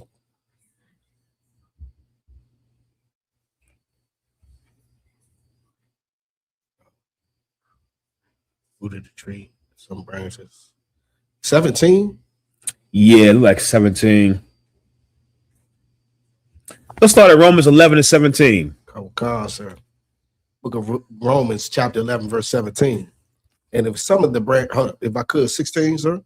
Yes. Come, God, sir. Nice and loud, please. Come, God, sir. For if the first fruits be holy, the lump is also holy. And if the root be holy, so are the branches. For if again, to help you understand, what we're getting ready to read is a analogy, a metaphor. Most of the metaphors in the Bible are husbandry metaphors. Husbandry means farming. And that's because who we are as a people, that's who we are. We come from a people that farm, that tend the land, shepherds, farmers. You understand? So most of the analogies in the Bible are relating things to what we usually would familiar with. I know it's strange to us now because majority of us have never even been on a farm or you've never seen a farm in person. But there was a time period, brother, where this was the main occupation for all of our people. You understand? That's why I shout out to the Hispanic tribes. A lot of our Hispanic brothers and sisters still are familiar with farming and agriculture. But there was one point, brother, in America where black people as well, that's what we did. You understand? That's why you meet certain Judites of a certain age, brother, they all seem like they know how to garden and knew how to plant stuff, because at one point in time here in America, brother, it's the same way. We knew how to tend to the land and farm. Well, the Bible's the same way. That's why most of the analogies and metaphors are farming. And what you're going to read here, this analogy is talking about a tree, farming. So now let's read that again. Romans 11, verse 16. Oh God, book of Romans 11, chapter 16. Book of Romans, chapter 11, verse 16. For if the first fruit be holy, the lump is also holy. And if the root be holy, so are the branches. So if the root be holy, so are the branches. I'm going to break down what this means. Let's keep reading. Okay. Verse 17. And if some of the branches be broken off, and thou, being a wild olive tree, wert grafted in among them, and with them partakest of the root and fatness of the olive tree. So now, to give you some understanding, the Lord is comparing the children of Israel to a tree, a wild olive tree. For those of you that didn't know, olives come from a tree. Again, I'm laughing, but if you all you know is city life, you don't know that certain things come from certain things. Olives come from a tree. They don't come from a jar. You understand? What we're reading about is a wild olive tree, and the Bible is comparing the children of Israel to this tree. And it says, if some of the branches be broken off, and thou, being a wild olive tree, were grafted in among them, and with them partakest of the root and fatness of the olive tree. I'm gonna break it down. Keep reading. Oh God. Boast not. You want me to keep going to the next verse? Yes, please. Oh God. Boast not against the branches, but if thou boast, thou bearest not the root, but the root thee. Keep reading. Come. Thou wilt say then, the branches were broken off, that I might be grafted in. Go ahead. Verse 20. Well, because of unbelief they were broken off, and thou standest by faith. Be not high-minded, but fear. So here's what you gotta understand. Go ahead, Shapai. I take a shot? Please. And it's only because of the way it's written, and then the brainwashing of Christianity is just hard to understand when this is very straightforward. It is okay. It's almost embarrassing how Christians misunderstand this because it is so simple. Please, Shapat, go ahead. On sir. So in verse 17, if some branches be broken off, right? It's talking about those branches that are broken off, but those branches are from the original tree. That's correct. They are of the tree. That's right. So if the being a wild olive tree is Israel, these branches that are broken off are from Israel. That's right. And I hate to jump, but from where it says, because the unbelief they were broken off, these branches that were broken off. If you go back to the book of I forgot, was it Kings? Second Kings. Kings. We don't go there. It's on the list. Don't worry. Sir. Where the northern kingdom was taken off into Assyrian captivity. That's right. Because of their unbelief, and they follow pagan gods, and the Lord put them in the hand of the heathens. Right. They were taken off. Right. They're breaking off. Right. That's so right. Now they're living like heathens, like Gentiles. Yes. They're not of the root, which was holy, which is Israel, which is our law, statutes, commandments. Right. Right. So if you know what I'm saying, it says boast not against the branches. So the Jews in Jerusalem who were still, following in the Lord, we called them Gentiles, and we didn't accept them. Right. Note like Timothy had to be circumcised to be brought in amongst, because they were looking at him like he's a Gentile. That's right. We didn't accept them. We called them Gentiles. That's right. You see what I'm saying? They could be called a Gentile if they're living like Gentiles. Right. The same way, byword, like the N-word. That's correct. But it said, boast not against them, or that you bearest not the root. You're not being of what our law, statute, commandments is. You're not showing brotherhood, which is what Christ taught, with the whole everything the Lord was taught. You're not being of the root, and you could be cast out. The water, but just to speed you up, and what you said, everything that you said thus far is absolutely correct. You understand? The Lord is comparing the children of Israel to this tree. Shapak gave you the rundown. I'm just going to fill in some certain pieces and then keep going on. We're going to go to it as well. Somebody hold 2 Kings. We still here, but hold 2 Kings chapter 17, verse 5. I'm going to get you the scripture of what Shapak just broke down, and I'm going to show you how the Gentiles were always the children of Israel. You understand? Now, of course, there's not an end all. There's not a catch all. And we're going to get there too. Shapak, you got your Zondervan Bible Dictionary. Please have that ready too. So now, this is why it's saying boast not against the branches. This is talking to the branches that are still on the tree. There are branches that are still on the tree. How dare you try to think you're better than the branches that have been broken off? That's the point. The whole point of this is saying, if you were in the right spirit and you're a branch that's on the tree, what would you want? If you are in the right spirit, that's when it says when you have the root is the right spirit, the spirit of the whole purpose of the law. Think of this. If you are the branch that's still on the tree, what would you want? What would be the right thing to want if you are in the right spirit? What would be the right thing to want? Let me get the mic right here, please. You would want the broken branch to come back to your God. Give him a hand. You see how simple that is? It is. This is not rocket science, Christians. If you have the root, the right spirit of what Christ came to do, you wouldn't be a branch on a tree. Like, that's why y'all broken off. Look at how y'all live. Look at these lights. Look at these niggas. His mama white. That's why he like that. Look at these niggas. You wouldn't do that. The right spirit is, look at my brothers. Look at my brothers, man. We need to find a way to get them back on the tree. That is the spirit of Christ. And that's when it says the root. If you had the root, that is what you would do. You wouldn't boast against the branches that were broken off. You wouldn't think you're better than the branches that were broken off because you're still there. Why? Well, you're going to find out why you shouldn't boast, because that's what happened eventually. All the branches got broken off. During this time, brother, there were still branches that didn't get broken off. To give you to understanding, Shapat broke it down. The kingdom of Israel was split into two. The northern kingdom, which were 9.5 of the tribes, you understand? And then the southern kingdom, Judah, Benjamin, and half of Levi.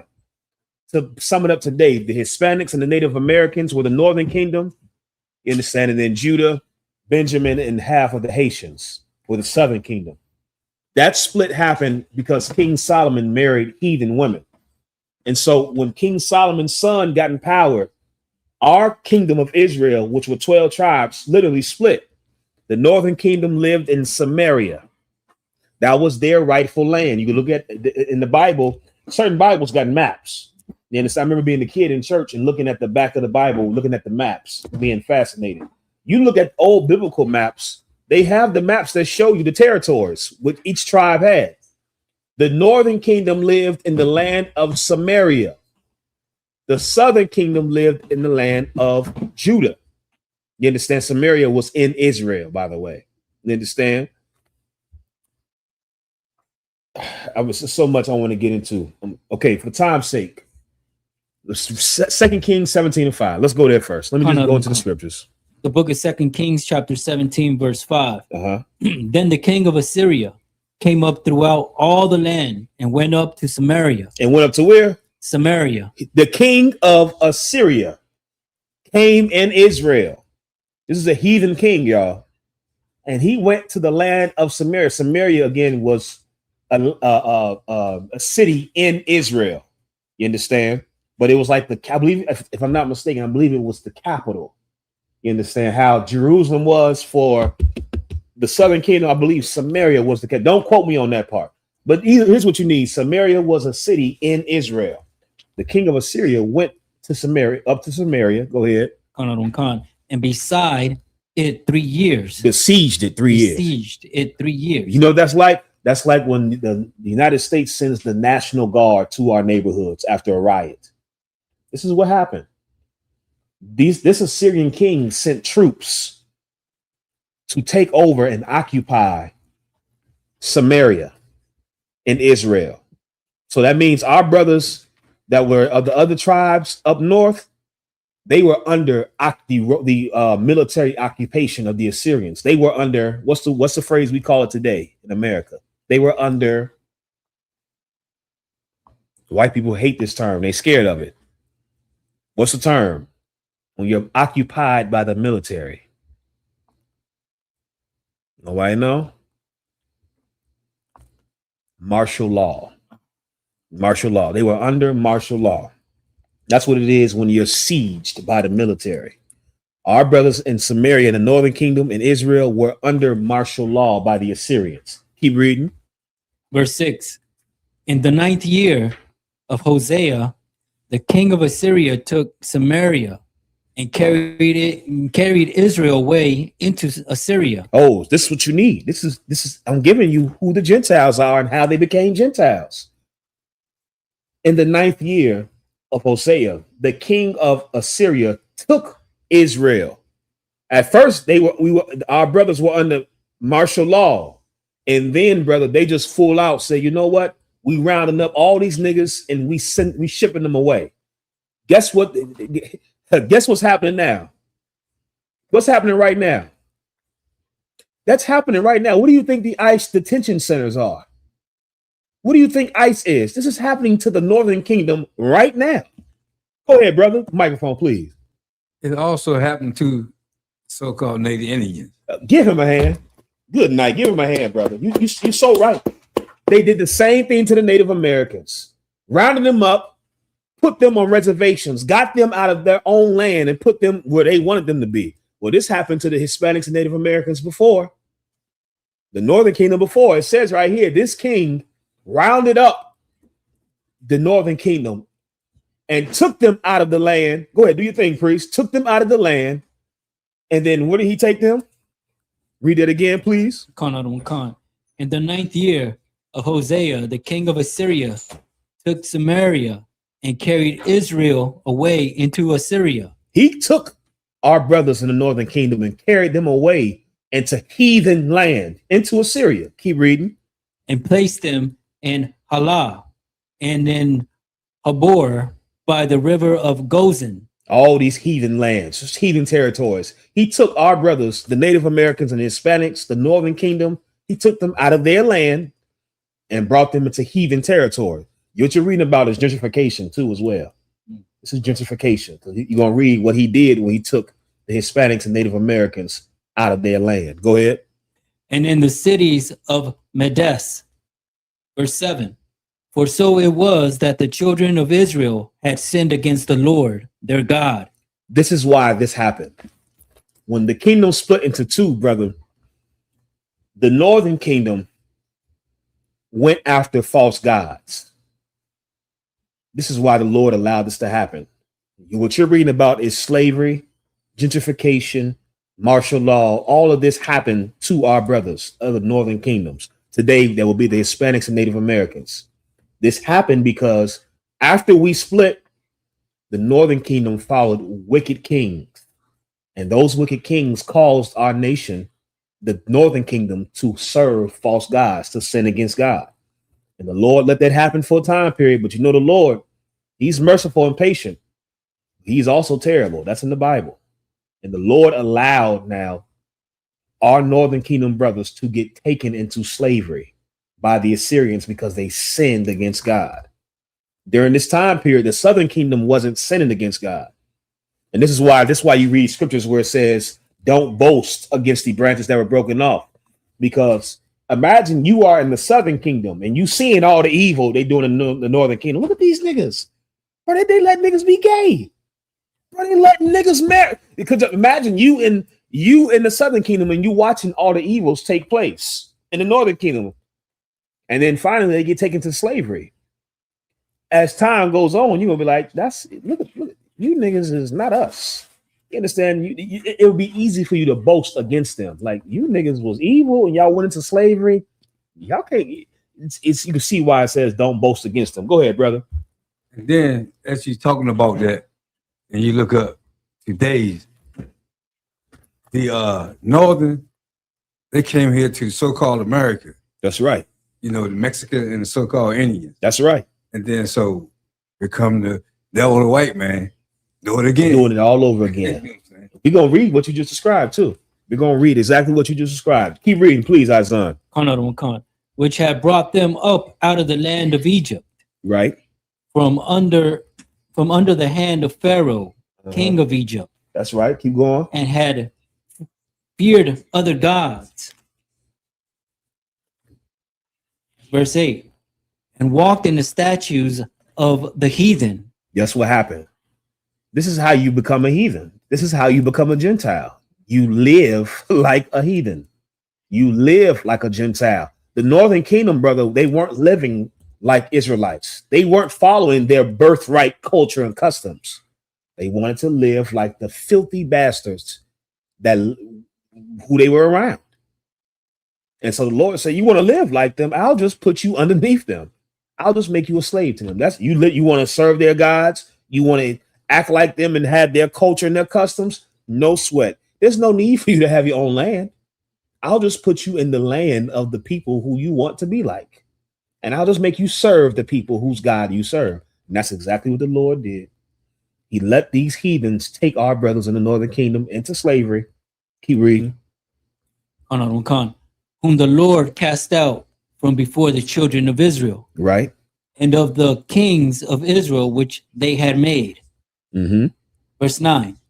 And the children of Israel did secretly those things that were not right against the Lord their God. Right. They did it secretly, but the Lord still seen it. They were sinning against God, brother, terribly in the Northern Kingdom. Terribly.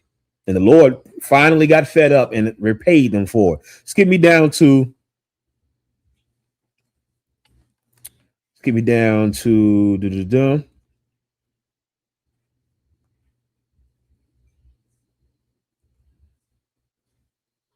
Yeah, it's all saying the same thing. This is all good right here in 2 Kings. This gives you what happened with the Northern Kingdom, how they didn't hear the Lord's commandments. They were doing all types of evil. That's what you're going to read. But we're going to skip down to verse 18. It's the book of 2 Kings, chapter 17, verse 18. Therefore, the Lord was very angry with Israel and removed them out of his sight. There was none left but the tribe of Judah only. When it says there's none left but the tribe of Judah only, it's referring to the Southern Kingdom, meaning the Lord allowed the Northern Kingdom to completely just get spoiled, to get taken out of the land and go into slavery.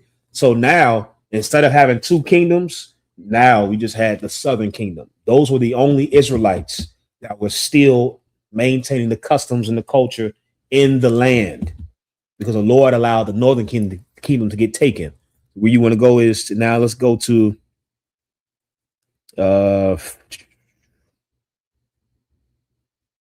excuse me, down to verse 23. Verse 23. Until the Lord removed Israel out of his sight, as he had said by all his servants, the prophets. So was Israel carried away out of their own land to Assyria unto this day. That's right. So it's just reinforcing what we read. When you read verse 24 and down, you'll read also when the king of Assyria removed the children of Israel out the Northern Kingdom, he brought in heathens to replace them. Gentrification. That's what they're doing in DC, Chicago, New York. They're doing it. It's the same game plan the whole time. They're getting you out the way and bringing in heathens. Go ahead, Shapat. That's where you get the story of the Good Samaritan. Well, that's why we have to read this part, the water. That's why the Good Samaritan parable that Christ gave was so important. And Christians use the Good Samaritan parable to try to say, this is why you can't worry about the bloodline. Nigga, Christ gave the Good Samaritan parable because it wasn't, okay, I'll break it down for you in a second. I don't want to get too far ahead. So now what you'll read is when the Lord had the children of Israel get carried out the land, the heathens were brought into the land of Samaria. So that's why when you read, when Christ says, go not into the cities of the Gentiles or of, give me that, Shapat. What was that? Matthew The go into the lost sheep. 10 and 5, sir. Go to 10 and 5. Please, just real fast. I'm going to show you why Christ said this, because this might be confusing. You be like, well, why would, if Samaria was the land of the Israelites of the northern kingdom, why would Christ do your thing? Why would Christ say not to go to them? Because at that time, there was no longer the Israelites' land. There was heathens in there. You understand? Go ahead, brother. In this book, Ben and Clad, this is our history.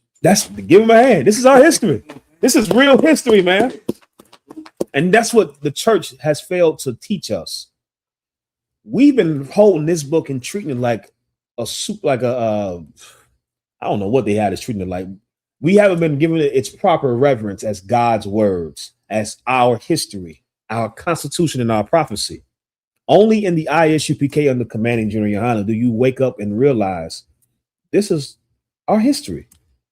This is documented. All these things are documented too as well. The history of the Assyrians, all those good things. Shalom, Kara, I see you. Right? Please read that, Shapat. This is the book of Matthew, chapter 10, verse 5. These 12 Jesus sent forth and commanded them, saying, go not into the way of the Gentiles and into any city of the Samaritans. Christ said to his disciples, don't go into the way of the Gentiles. Don't go into the cities of the Samaritans. You know why? Because the people who lived in Samaria when Christ was on earth were not the rightful owners of the land. It wasn't our brothers from the northern kingdom.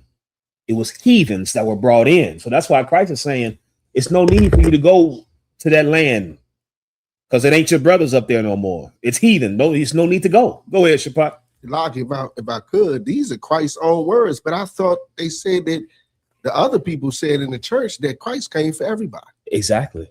How could Christ have come for everybody when he's literally telling you, he's literally excluding people right here? Read that again, Shapat, nice and loud too. Come, sir. Tell them where you at. The book of Matthew, chapter 10, verse 5. These 12 Jesus sent forth and commanded them, saying, go not into the way of the Gentiles and into any city of the Samaritans enter ye not. Here's the problem that you Christians run into. Paul said, I am an apostle to Gentiles. Paul said he came to save the Gentiles. Christ said, don't go into the cities of the Gentiles. So now what does that mean? If you are a Christian, that now will make it seem like Paul and Christ had two separate missions, logically. Because if Christ said, don't go to the Gentiles, and Paul is saying, I'm an apostle sent to the Gentiles, wouldn't that seem like they saying two different things? Yeah, because you Christians your doctrine is contradictory. You would make it seem like the Bible is contradictory. Paul and Christ were saying the exact same thing. I'm gonna prove it to you. Give me Gentile in the Zondervan Bible Dictionary, please. I know I'm jumping ahead, I'm jumping around. There's so much I want to get into, but I'm trying to make sure I hit the main points. If you have any questions in the chat, or if you need me to expound on something, please let me know. Yes, sir. Please go ahead, brother. So, I was at work and we was talking about it, and I asked, brother, who you gonna listen to, Paul or Christ? Right? Yeah. So that's what you do. He couldn't answer. He couldn't answer, brother. That's UPK 101. Because Christians believe Paul and Christ are saying two different things, now you have to put them in the hot seat. Well, fine. Who should we listen to then? Paul, who said he sent to the Gentiles, or Christ, who said don't go to the Gentiles? Brother, you want to see if somebody mind explode figuratively? Ask them that question. And I've done this a couple of times, and it always gives me joy to see them squirm and scram. I love to see it. Yeah, you understand? Because now they realize the error of their doctrine. So who do you listen to? Paul, who was sent to the Gentiles, or Christ, who said don't go to the Gentiles? And inevitably, they can't answer the question, because you can't call yourself a Christian if you say Paul. You're a Paulite. Right. You understand? And if you say Christ, then that means you agree that the Gentiles can't be saved, because Christ said don't go to the Gentiles. So you put them in the trick bag, and then of course you free them by letting them know Christ and Paul agreed. Paul taught what Christ taught. And I'm gonna break it down. Please read what you got for Gentile. Gentiles, according to the Zondervan Dictionary. That's right. Usually it means Hold on, read slow. Read it slow. no. Gentiles. Usually, What's that first word? Gentiles. Usually, You got to slow this down for Christians because they're going to read this and they're going to skip over that. Usually, keep reading. It means a non-Israelite people. What does the word usually mean in your own words? What does usually mean? Sometimes. Sometimes, or the better term, most of the time. Most of the time, but guess what it does not mean? Shapat? All the time. Usually does not mean all the time. So here's what you got to help Christians understand. The word Gentile usually, most of the time, means a non-Israelite. That's right, fool the wise, trooper Shakat. Sometimes, typical, you understand? But there are times when Gentile does not mean non-Israelite. You have to break that down for Christians because it's going to blow their mind.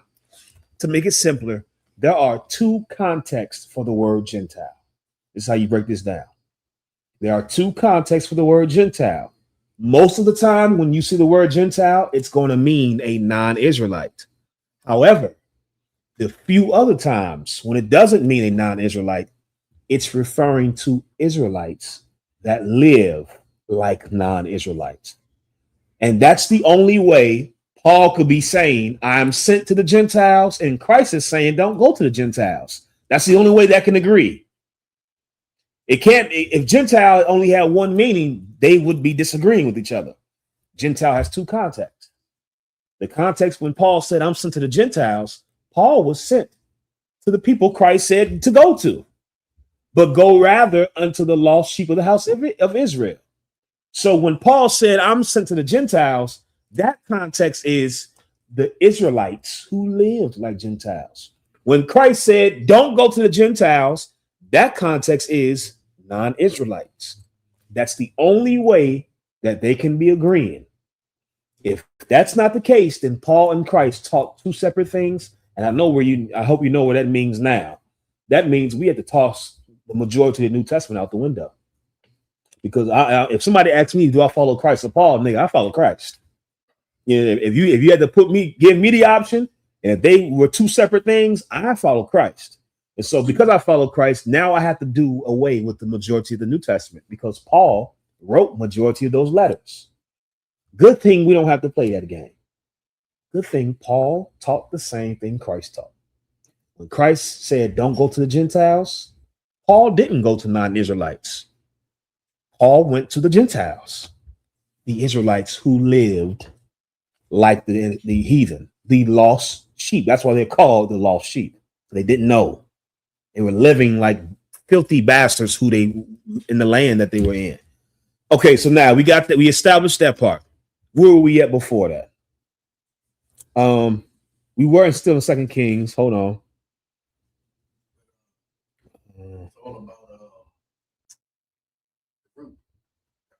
Oh, yeah. That's where we at before. Okay. Now let's go back to Romans 11 then. We had up at the time, so let me breeze through some of these. Shalom, Zabak, I see you. You understand? If y'all haven't done so, everybody hit that thumbs up, like the stream, share the stream. Romans 11, where we at? We was kind of all over the place. We started as went back to 17. Okay, for time's sake, to answer the brother's question, grafted in. We ain't got to go to Romans 11. Okay. Grafted. No, go to Romans 11 and 26. Come on, sir. Book of Romans, chapter 11, verse 26. And so all Israel shall be saved. All who? Israel shall be saved. Go to Romans 11 and 1. Okay, sir. Book of Romans, chapter 11, verse 1. I say then, hath God cast away his people? God forbid, for I also am an Israelite of the seed of Abraham of the tribe of Benjamin. You see how I was able to go to two separate points in the same chapter that's talking about grafted in. You go to Romans 11 and 26. It tells you all Israel will be saved. You go to the very first verse of Romans chapter 11. It tells you God did not do away with his people. And Paul was telling you that. That's why he's telling you I'm an Israelite. Because if the branches that were broken off couldn't be grafted back in, Paul could not be teaching. That's why he's letting you know God didn't do away with his people. Hell no. Nigga, I'm an Israelite from the tribe of Benjamin. This is important to understand. He's giving you the context. The branches that were broken off were branches that were always a part of the tree to begin with, a part of the same family. The best way to put it is if you live in a house, some of you that got siblings, you probably really experienced this. You probably seen this firsthand. You live in a house and you got siblings, and one of your siblings is real rebellious and real bad and always getting whoopings, always getting in trouble, staying out late. What usually happens when they get of a certain age? What usually happens to that sibling? Go ahead, brother. You kick them out. The parent kicks them the hell out their house. Get out. You want to come home all times of night? You want to bring drugs in my house? You want to sneak girls in here? Get the hell out. Get out. Get out. That's usually what happens. Brother, as time goes by, what usually happens? Shabbat. As everybody gets older and time passes, and that child that got kicked out suffers out in the streets. They get accepted back. They get accepted back, brother. And who imagine you being the child in the house and you don't want them to come back. You're evil. You are filthy. You know why you're filthy? Because you were doing the same thing. You just didn't get kicked out yet. Here's the beauty of the Bible and what happened to us. Here's what you don't understand. This is why nobody can boast. Because the brothers who were boasting against the northern kingdom that got kicked out, guess what happened to us eventually? The same thing. 70 AD, brother. Those same niggas that was looking down at the Hispanics and Mexicans, y'all got kicked out. Y'all got kicked out the land. Y'all living like heathens. You speak a heathen language. You got a heathen mother. You all light skinned. It's because your daddy didn't follow the law, brother. All that boasting the Southern Kingdom did, brother. It wasn't like we was better. It's just that the Northern Kingdom did wrong first. That's it. We all did wrong. They got their punishment first. And then guess what happened? We got ours. And guess what happened to us? 70 AD. The Romans came in and now sieged us and killed us and then took us into captivity all over the place. So now nobody could boast because guess what? All the goddamn branches were broken off. You know what? You on this tree acting like you clack, clack, clack. All the branches is broken off. So now guess what has to happen? We all have to be humble. And we all have to come back to our culture because if this branch can't come back, nigga, you can't either. Right. That's why the Lord that's the whole point of the grafting in.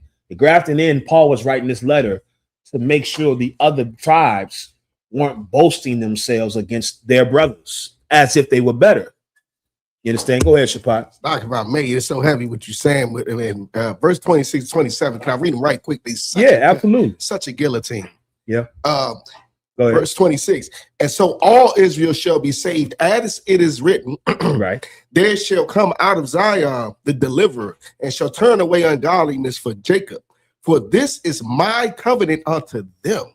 That's right. When I shall take away their sins. That's right. The Lord is telling you the entire time it was talking to the same people. Africans can't be grafted into a tree they were never a part of. Arabs can't be grafted into a tree they were never a part of. White people cannot be grafted into a tree they were never a part of. The grafting in is talking to branches that were broken off. Again, if you've never done this before, you don't even understand this. Brother, I've seen my grandfather, my late grandfather, my pawpaw. He had a peach tree. And it was a storm that came one time. And I went and rolled my bike over to his trailer. And he was taking some of the branches that got broken off from the storm were still good, hefty branches. Like they weren't small, but they were good branches. And I remember he just tossed them to the side.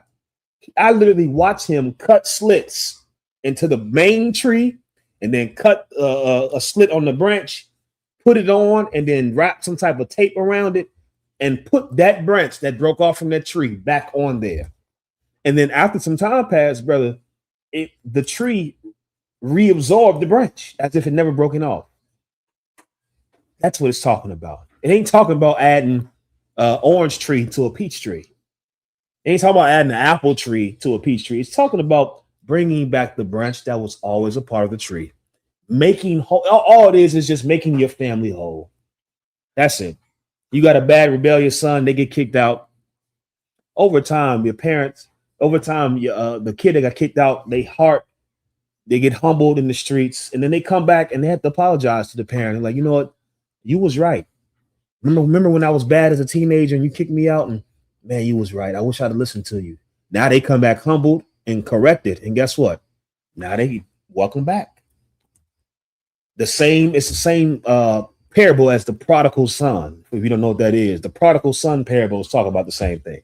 All right, for time's sake, what else we had? We had Shalom, young man Tim. I see you. He said, my apologies for being MIA. Had some personal things I had to deal with. Happy to be back in class. No sweat, mighty man. Happy you back, brother. Lord allow I get to see you in person one of these days. You understand? But it's good you back. What else we had? Last question. Student of Yahweh Shai asked Salakia, but I'm new to the truth. Does skin color or heritage matter more? Asking because I'm so-called Mexican through my father, but look white due to my mother. Salakia, if this is obvious. Okay. Heritage is the only thing that matters. Heritage doesn't matter more. It's the only thing that matters. Skin color doesn't matter. And we broke that down earlier. You understand? So now, somebody had a question about can the oppressor get saved, right? Oh, it's not yet.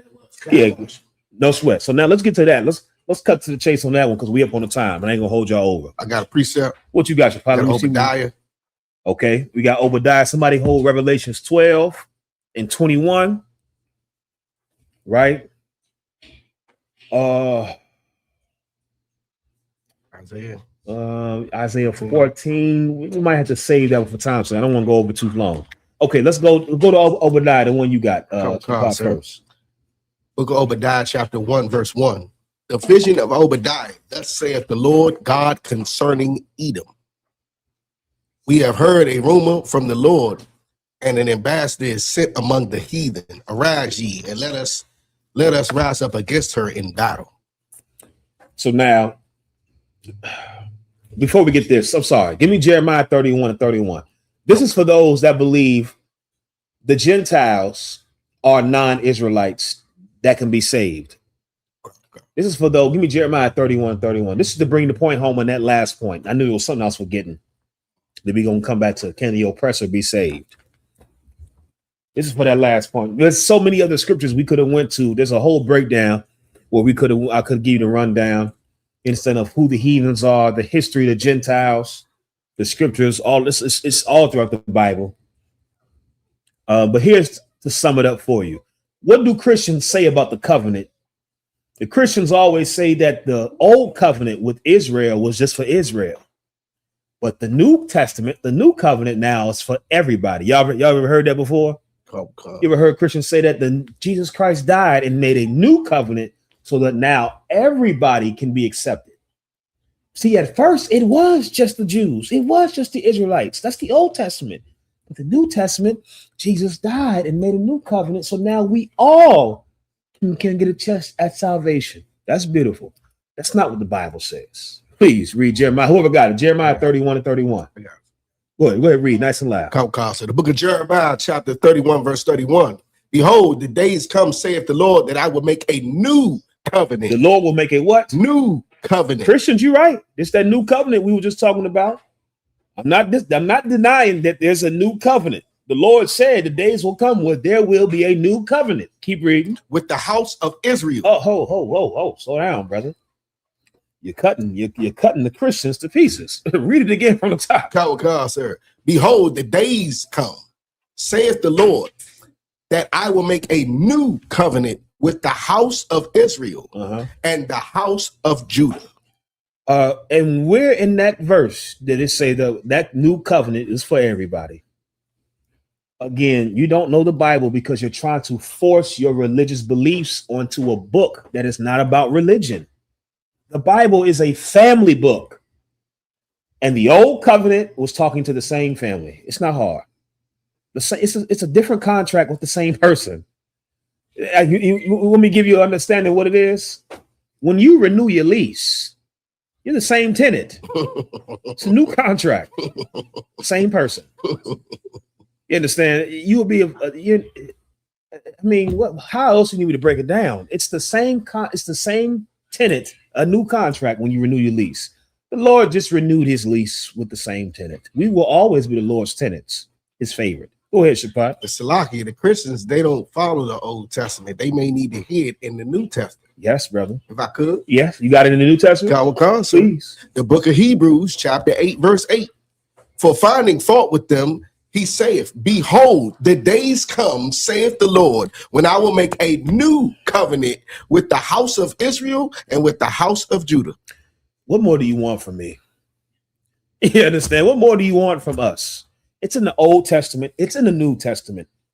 It's saying the same thing. The contract is different. The recipient of the contract, however, never changed. That's it. That's it. And if you can understand that, everything else will make sense.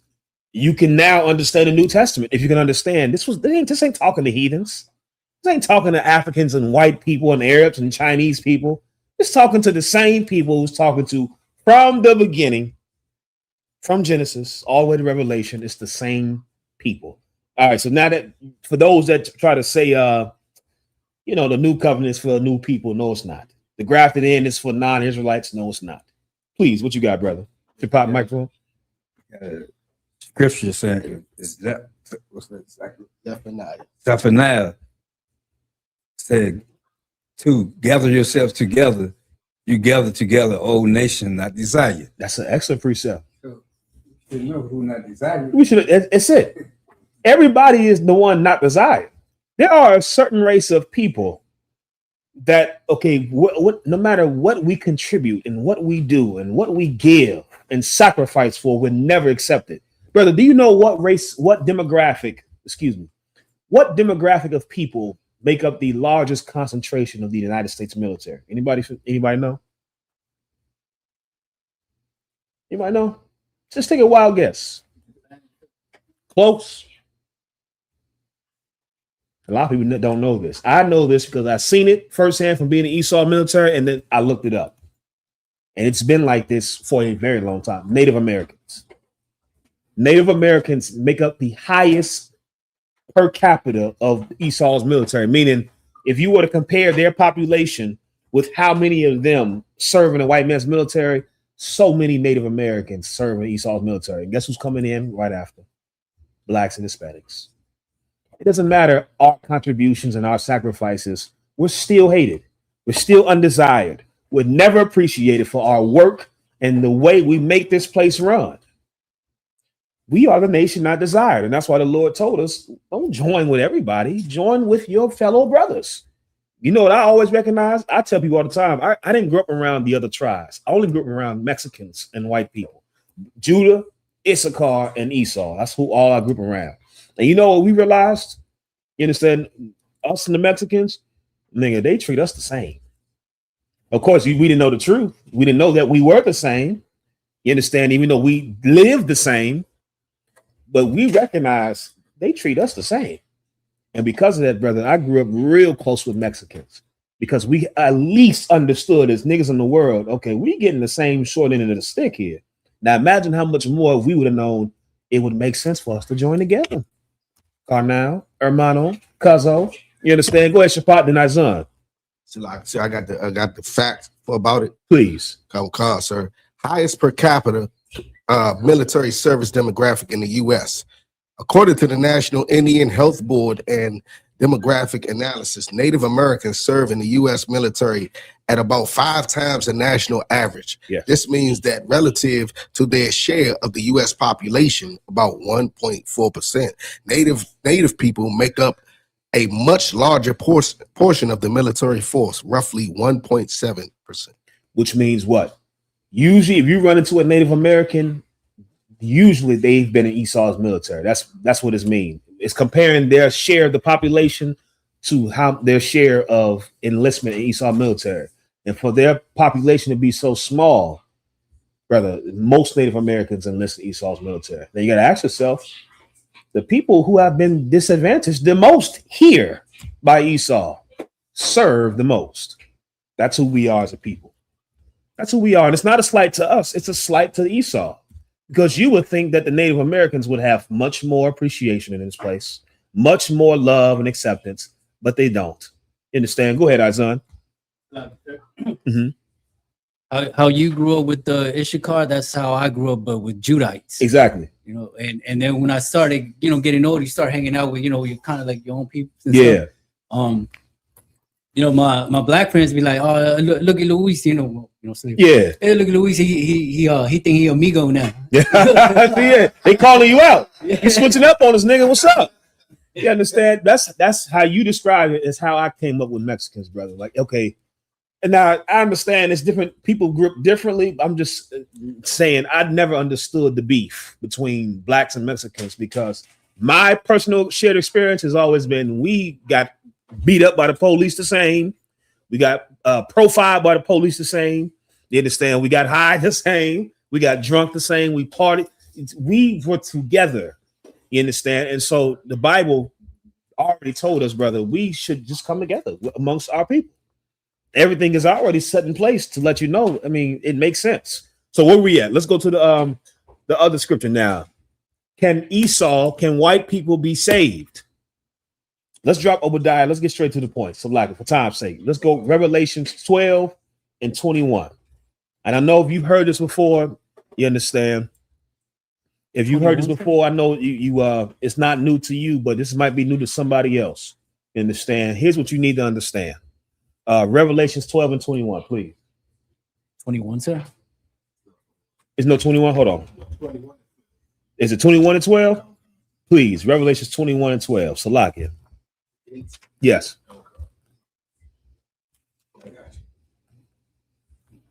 Book of Revelation, chapter 21, verse 12. And it had a wall great and high, and had 12 gates, and at the 12 gates, 12 angels. Stop right there. So now, if you read up a couple of verses, you'll see that this is describing the new heaven. Again, Christians, you teach and believe that this is what you want. This is what you're waiting for. Our Father, which art in heaven, hallowed be thy name. Thy kingdom come. Thy will be done on earth as it is in heaven. This is what you Christians claim to want and believe in and pray for. Heaven is going to be here on earth. You understand? Because heaven is a physical place. You don't die and then you don't get to enjoy life after you die. That's what the slave master taught us. You got to die to have some peace and love and joy. No. You didn't have to die to get peace and wealth. You have it right now off of our backs. Well, that's just how things work. Heaven and hell are right here on earth. And the Bible is describing the literal physical kingdom of heaven. It's going to be a city. The Bible describes it, that new city, that city. It's going to be a city, brother. You understand? And the Bible, where we at? Let's go up to verse, just give some backdrop. Give me a good verse to start at. We at Revelations 21. One, sir. Okay, we'll start at verse 1. Sir. Book of Revelation, chapter 21. And I saw a new heaven and a new earth. For the first heaven and the first earth were passed away. There was no more sea. So now this new heaven and new earth is referring to what? You got to know context. What is the new heaven and new earth? Go ahead. Rulership. Heaven would be rulership, and the earth would be the people who had servitude. Yes. And the way it was at first, it's gone. It's a new way now. The water. That's the best way to sum it up. The current order of society. A new heaven and new earth is saying those that were up high are not going to be up high anymore. Those that were on the earth that were low are not going to be low.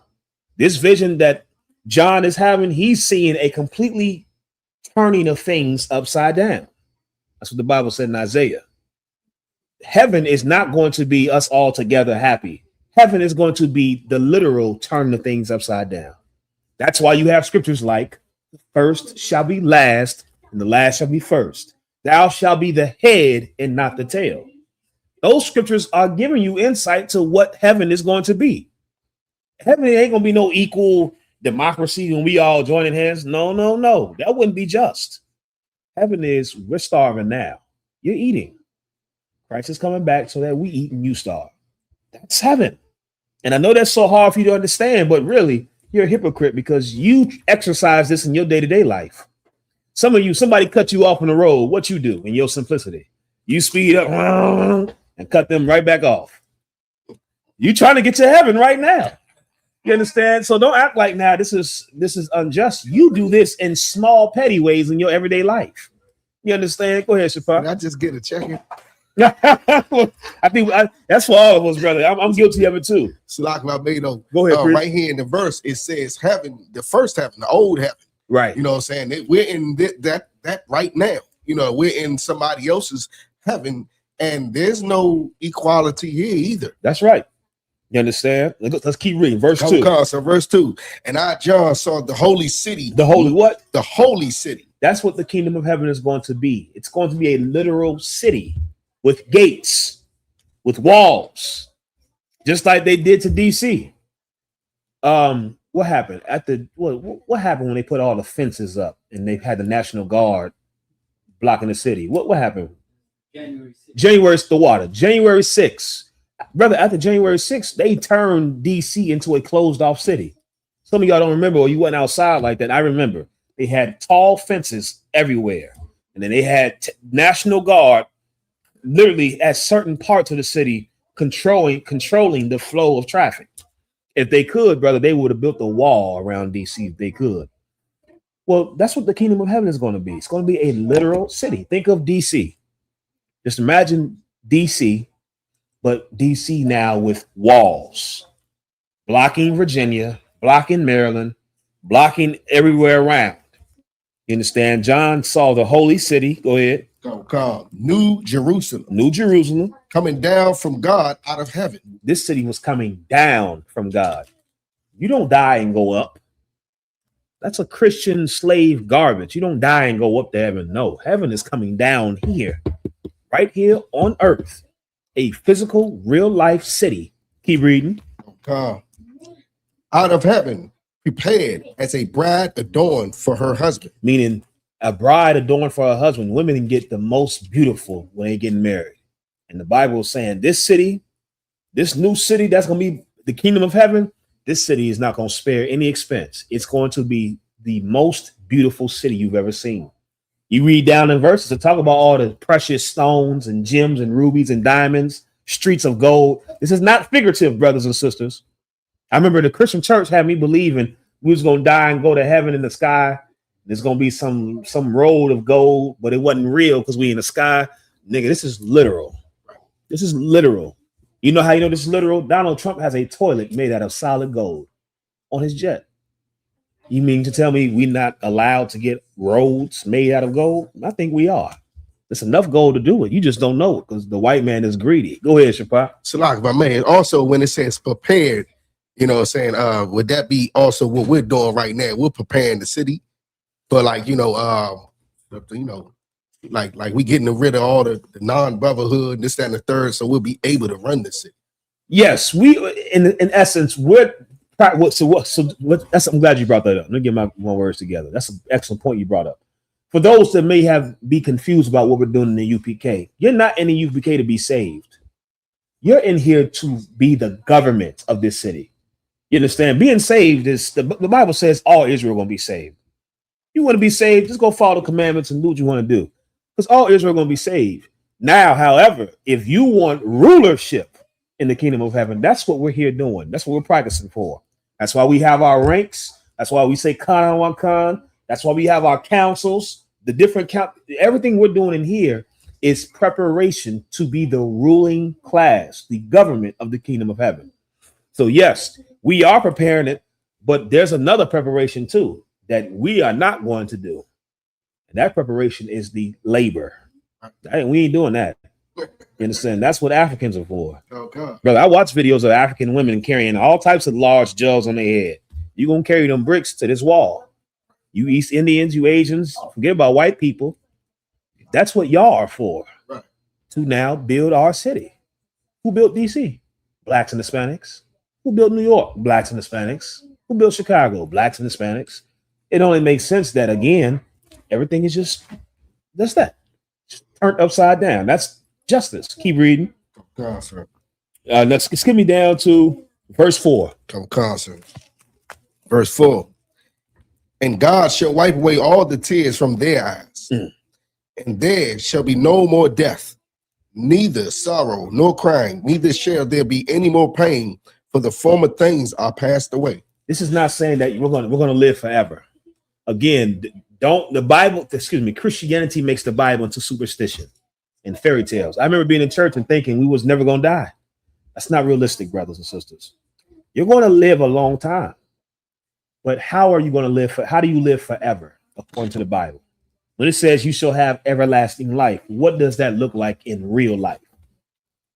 What does everlasting life look like in real life? Microphone? Keeping the commandments. That's true, but what does that look like play out in real time? You gotta lay this out for a Christian to see what this will look like in real life. You understand that the Bible says we will have everlasting life. So a Christian in their fairy tale mind thinking, I'm going to live forever. I'm not going to die. That's not real life. Go ahead, Shapa. Sir, it's a woman, but I give the Queen of the Queen of England as a good example. She died at the age of 90 with her grandkids all around her. But like everlasting life, you're going to come back through the seed of your father, but you're going to be in the same position that you left off. That part is going to be everlasting. So what? If you're ruling when you inherited the kingdom, your family's going to stay on that level. So when you're born back into the kingdom, you're right there where your life was. That's everlasting life. You talk to these white devils that have money, brother. They don't have money because of hard work. They have money because of what some devil did 5-6 generations ago. That's everlasting life. Where now what we do right here will secure your lineage for the rest of human history. Meaning we're in the government right now, brother. We're fighting to be the ruling class. Once Christ get here and Lord allow we get those seats, those crowns, your children are going to sit, your son is going to sit in your seat. After you die, your grandson going to sit in that seat. And guess what? You're going to come back into a family of wealth that you established. You coming right back into wealth. And here's how wealth works, because white people know this. It compounds. It gets more and more and better and better. We're going to have everlasting life in that way. You're just going to be born. You're just going to, after this and Christ established the kingdom, and after you die, you're going to be born into a family, brother, you ain't going to know what you did to deserve this. You're going to be looking at your life and you're just going to be like, I don't know what the hell I did to deserve such a good life. Because that's everlasting life. Being born into a family that never experiences what we just read, the tears and the sorrow and the crying and the pain, the former things. Being born into a family where all you know was good things. All you know was the luxuries and wealth. You don't even know how good these white people are living. You have no idea. We will, though, in a second. Go ahead, Shapa. It's like, if I may, saying you could be born back into that same family, and you're gonna be hearing stories and be able to tell your friends, yeah, my great grandfather was the mighty Captain Chaazaq, officer. Yeah. The mighty officer Chaazaq Imad. That's right. And they're gonna know who you are. That's right. We talked about that before, Shapat. Brother, what we're doing right now is you're setting up the history. Okay, imagine this. You're a white man in America right now. Imagine how you can boast knowing that you come from the lineage of George Washington. And I know this because there are white people who know they come from, my great-great-grandfather was John Hancock. Yeah, we got land out Mount Vernon. We understand, like, that's what it's going to be like. What you're doing right now is going to be written down for your great-great-great-grandchildren to now make reference to. Dang, how your family get so much money? Oh, my great-great-great-great-great-grandfather was Trooper Izun. And so my great-grandfather was Young Man Gary, was Officer Shapat. That's what everlasting life is. Where now, because of what you did, with the sacrifices you made now, secured your lineage. And that's what you have to understand. The crimes the white man did before secured the life that they have now. And so the good things that you do will secure your lineage. That's everlasting life. And that's why if you're watching this, you should come in here. Because whatever seat you get in that kingdom, that's the seat y'all gonna be in. You don't want to be low. You understand? You don't want to be Black, Hispanic, or Native American. Okay, just like in America, you got rich white people and white trash. You don't want to be Israelite trash in the kingdom. You understand? You don't want to be on some trailer park in the kingdom of heaven. You still will have Israelite privilege over everybody else. But just like in America, there are white people right now, brother, that live in shacks in West Virginia and trailers. They still got privilege over you. They say you stole from them or you raped them, you going to jail, you getting killed. But you compare their life to Elon Musk and Jeff Bezos. I think I would much rather be Jeff Bezos than some hit white boy in West Virginia. That's what we're doing in here. We are securing a seat where we're not some Israelite trash in the kingdom. We are the ruling class. All right, skip me down to now. Let's read this right here. Verse 11. No, verse 10, please. 10 to 12. Okay. Book of Revelation, chapter 21, verse 10. And he carried me away in the spirit to a great and high mountain and shewed me that great city, the holy Jerusalem, descending out of heaven from God. So now John is carried away and showed what this city that is going to be the kingdom of heaven, where we will dwell. You understand what this is? He's being showed what it looks like. He's going to describe it. Keep reading. Oh God. And had a wall. You said go straight to 12? No, 11. Okay, come, sir. Verse 11. Having the glory of God, and her light was like unto a stone, most precious, even like a jasper stone, clear as crystal.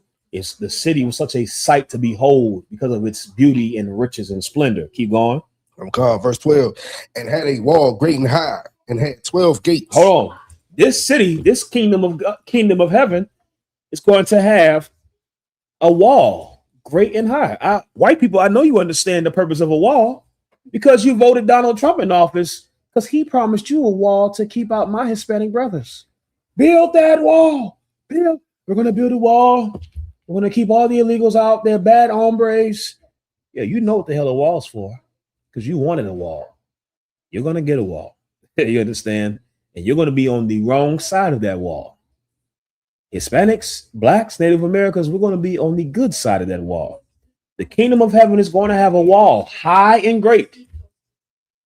Read. Oh God. And had 12 gates. And this wall that is protecting this city is going to have 12 gates, 12 entry/exit points. The best way to picture this is to think of when you're going from Mexico to the United States. You have to go through that entry point, that what's it called? Not a toll. Order. Got the technical term for it. You understand? It's an actual term for it. But think of when you're going from Mexico to the United States or vice versa. Usually Mexico to the United States, that's a gate. That's a gate. And you don't just go through that freely. There is security, there's verification. Well, the kingdom of heaven, this city that we're gonna have is gonna have wall a great high on all sides, but it's gonna have 12 gates, 12 entry and exit points. Let's read who's gonna be the security at these exit points. Come, sir.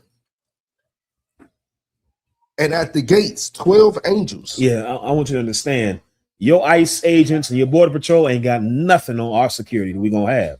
It's gonna be 12 angels guarding these gates. Keep reading. Okay. And names written thereon, which are the names of the 12 tribes of the children of Israel. Customs, the water Kwamada, customs. That's the name, customs. That's the checkpoint, the gate. It's going to be 12 custom points on our city, our large city. The Bible even describes the dimensions of the city. That's how you know it's literal. The Bible gives you the literal length and width of the wall and how big the city will be. You understand? Ports of entry, customs is the word I was looking for sure. Well, brother, each one of these points of entry is going to have a name on top of it. My question to all you that believe white people can be saved or anybody else, what gate will they enter in? Because there's only 12 of them for the 12 tribes of Israel. So what gate will white people enter through? I'm from the tribe of Judah, and I'm just letting you know right now, you're not entering through the Judite gate if I have my way. You know what I'm saying? You might have to try one of the other tribes. I don't know. Our they might be a little lenient on our son's side of the wall. I know that's right. Or why did he tribal Gad? They might be leaning on Gad's side. They might have to try Gad. You understand? And who else? We got Benjamin in here. Benjamin might let you through theirs. I don't know. But if we ask each tribe, I highly doubt that tribe is going to let you heathens come through their gate. You're not coming through ours. Go ahead, Shapap. It's not about me. It only said 12 angels. Now think of the multitude of people who might be trying to sneak in the gate, and you just got one angel at the gate, and that's all you need. That's it. That angel gonna terrify if somebody try to get up in there. It ain't gonna be no storming the gate. No, ain't gonna be no January. Ain't no sneaking and none of that, bro. This is angels. Remember, these aren't physical beings. These are celestial beings. Right. That's here, brother. I highly doubt people even want to go to the gate. Right. But the angels are going to be there nevertheless to ensure this is not for you. All the beauty in this city, you can't get in, but that's what you will be able to do. You will be able to bring your goods to this gate. You ain't gonna be able to come into the city though.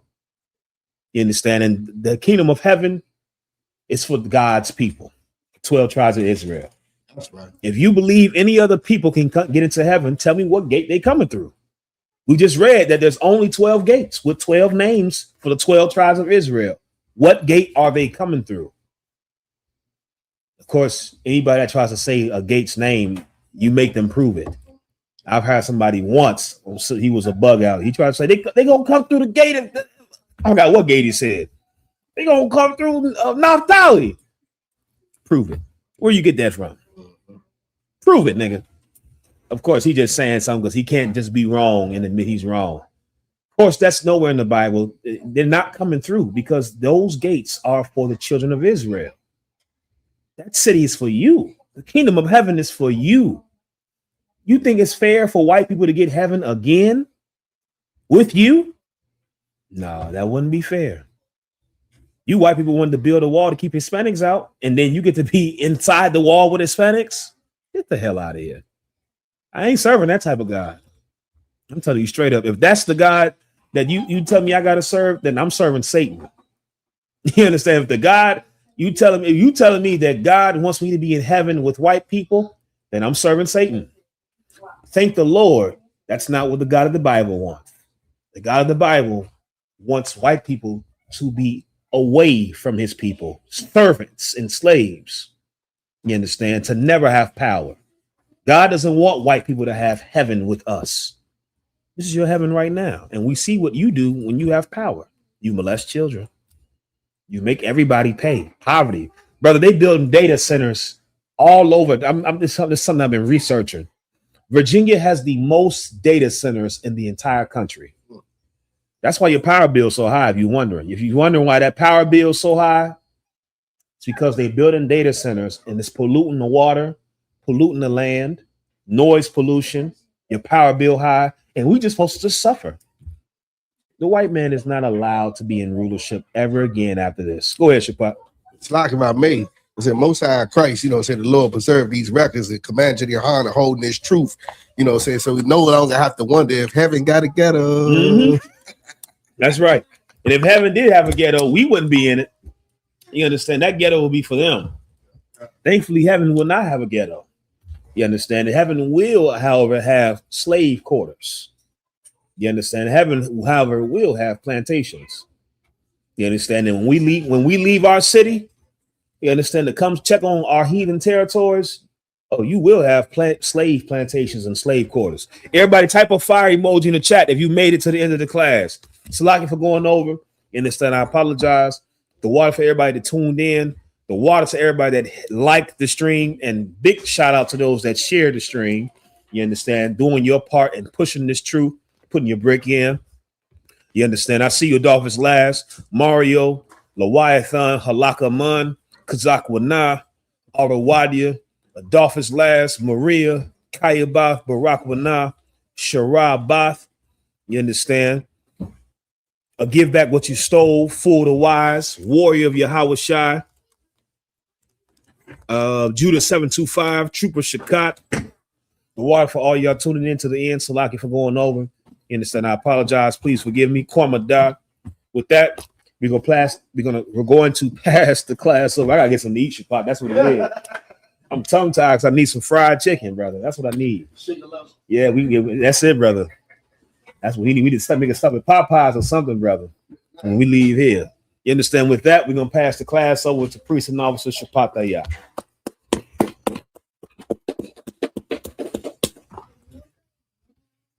Security announcements. We the I.S.U.P.K out of 1 West 125th Street, Harlem, New York, under Commander Jenny Yahanna. Rules for new brothers and sisters. When a new brother or sister comes to the school, they off limits for 6 months. They're to be saluted only. They're here to share themselves of the world. After 6 months, if a brother or sister has an interest in a particular person, he or she must get permission from the head to speak to a brother or sister. There's another 6 months in which the brother or sister will court each other. After this 6 month period, if the brother or sister, after the 6 month period, the brother or sister will get permission from the head to marry. Tithes, which is a commandment. You can find this in the book of Numbers, chapter 18, verse 21, the book of Malachi, chapter 3, verse 8 through 10. Means 10th in Hebrew and is pronounced ma'asher. 10% of every penny of any increase the Lord gives you, give to the Treasury Department or teacher. Priest fund, free will offering for priests, not mandatory, whatever amount you would like to give. Upcoming holy convocation. Oh, and once again, Commander General Yahanna himself will be coming down to the DC area, you know what I'm saying, to celebrate this feast of Salakia.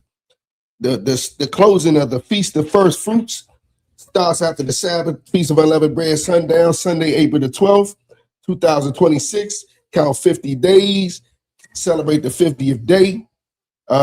Sunday, May the 31st, 2026, start before sundown. You can find us in the book of Leviticus, chapter 23, verse 10 through 22. Once again, Commander General Yahanna will be in the DC area. Come on out, you know what I'm saying, to see Commander Yahanna, you know what I'm saying, and celebrate this real biblical holiday with us. You know what I'm saying? Also, we're in cookout season. We got the what is that, Tennessee?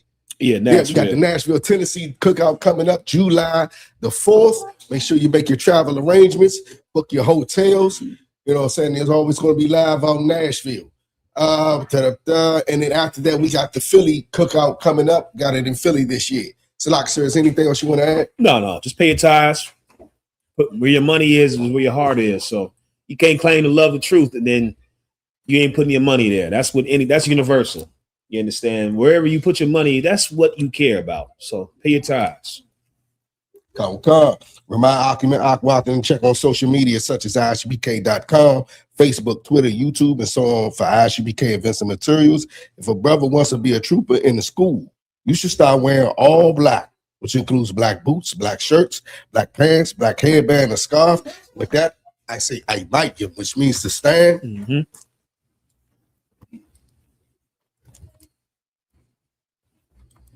We'll give a courtesy salute to the teacher. Men of Israel, Mount Shabbat. Mike, Barak, Yahweh Shimmy Al Shabrak, Yahweh Shimmy Al Shabrak, Yahya Matah, class dismissed. Shalom, Israel. We out of here. All right, let's get up out of here.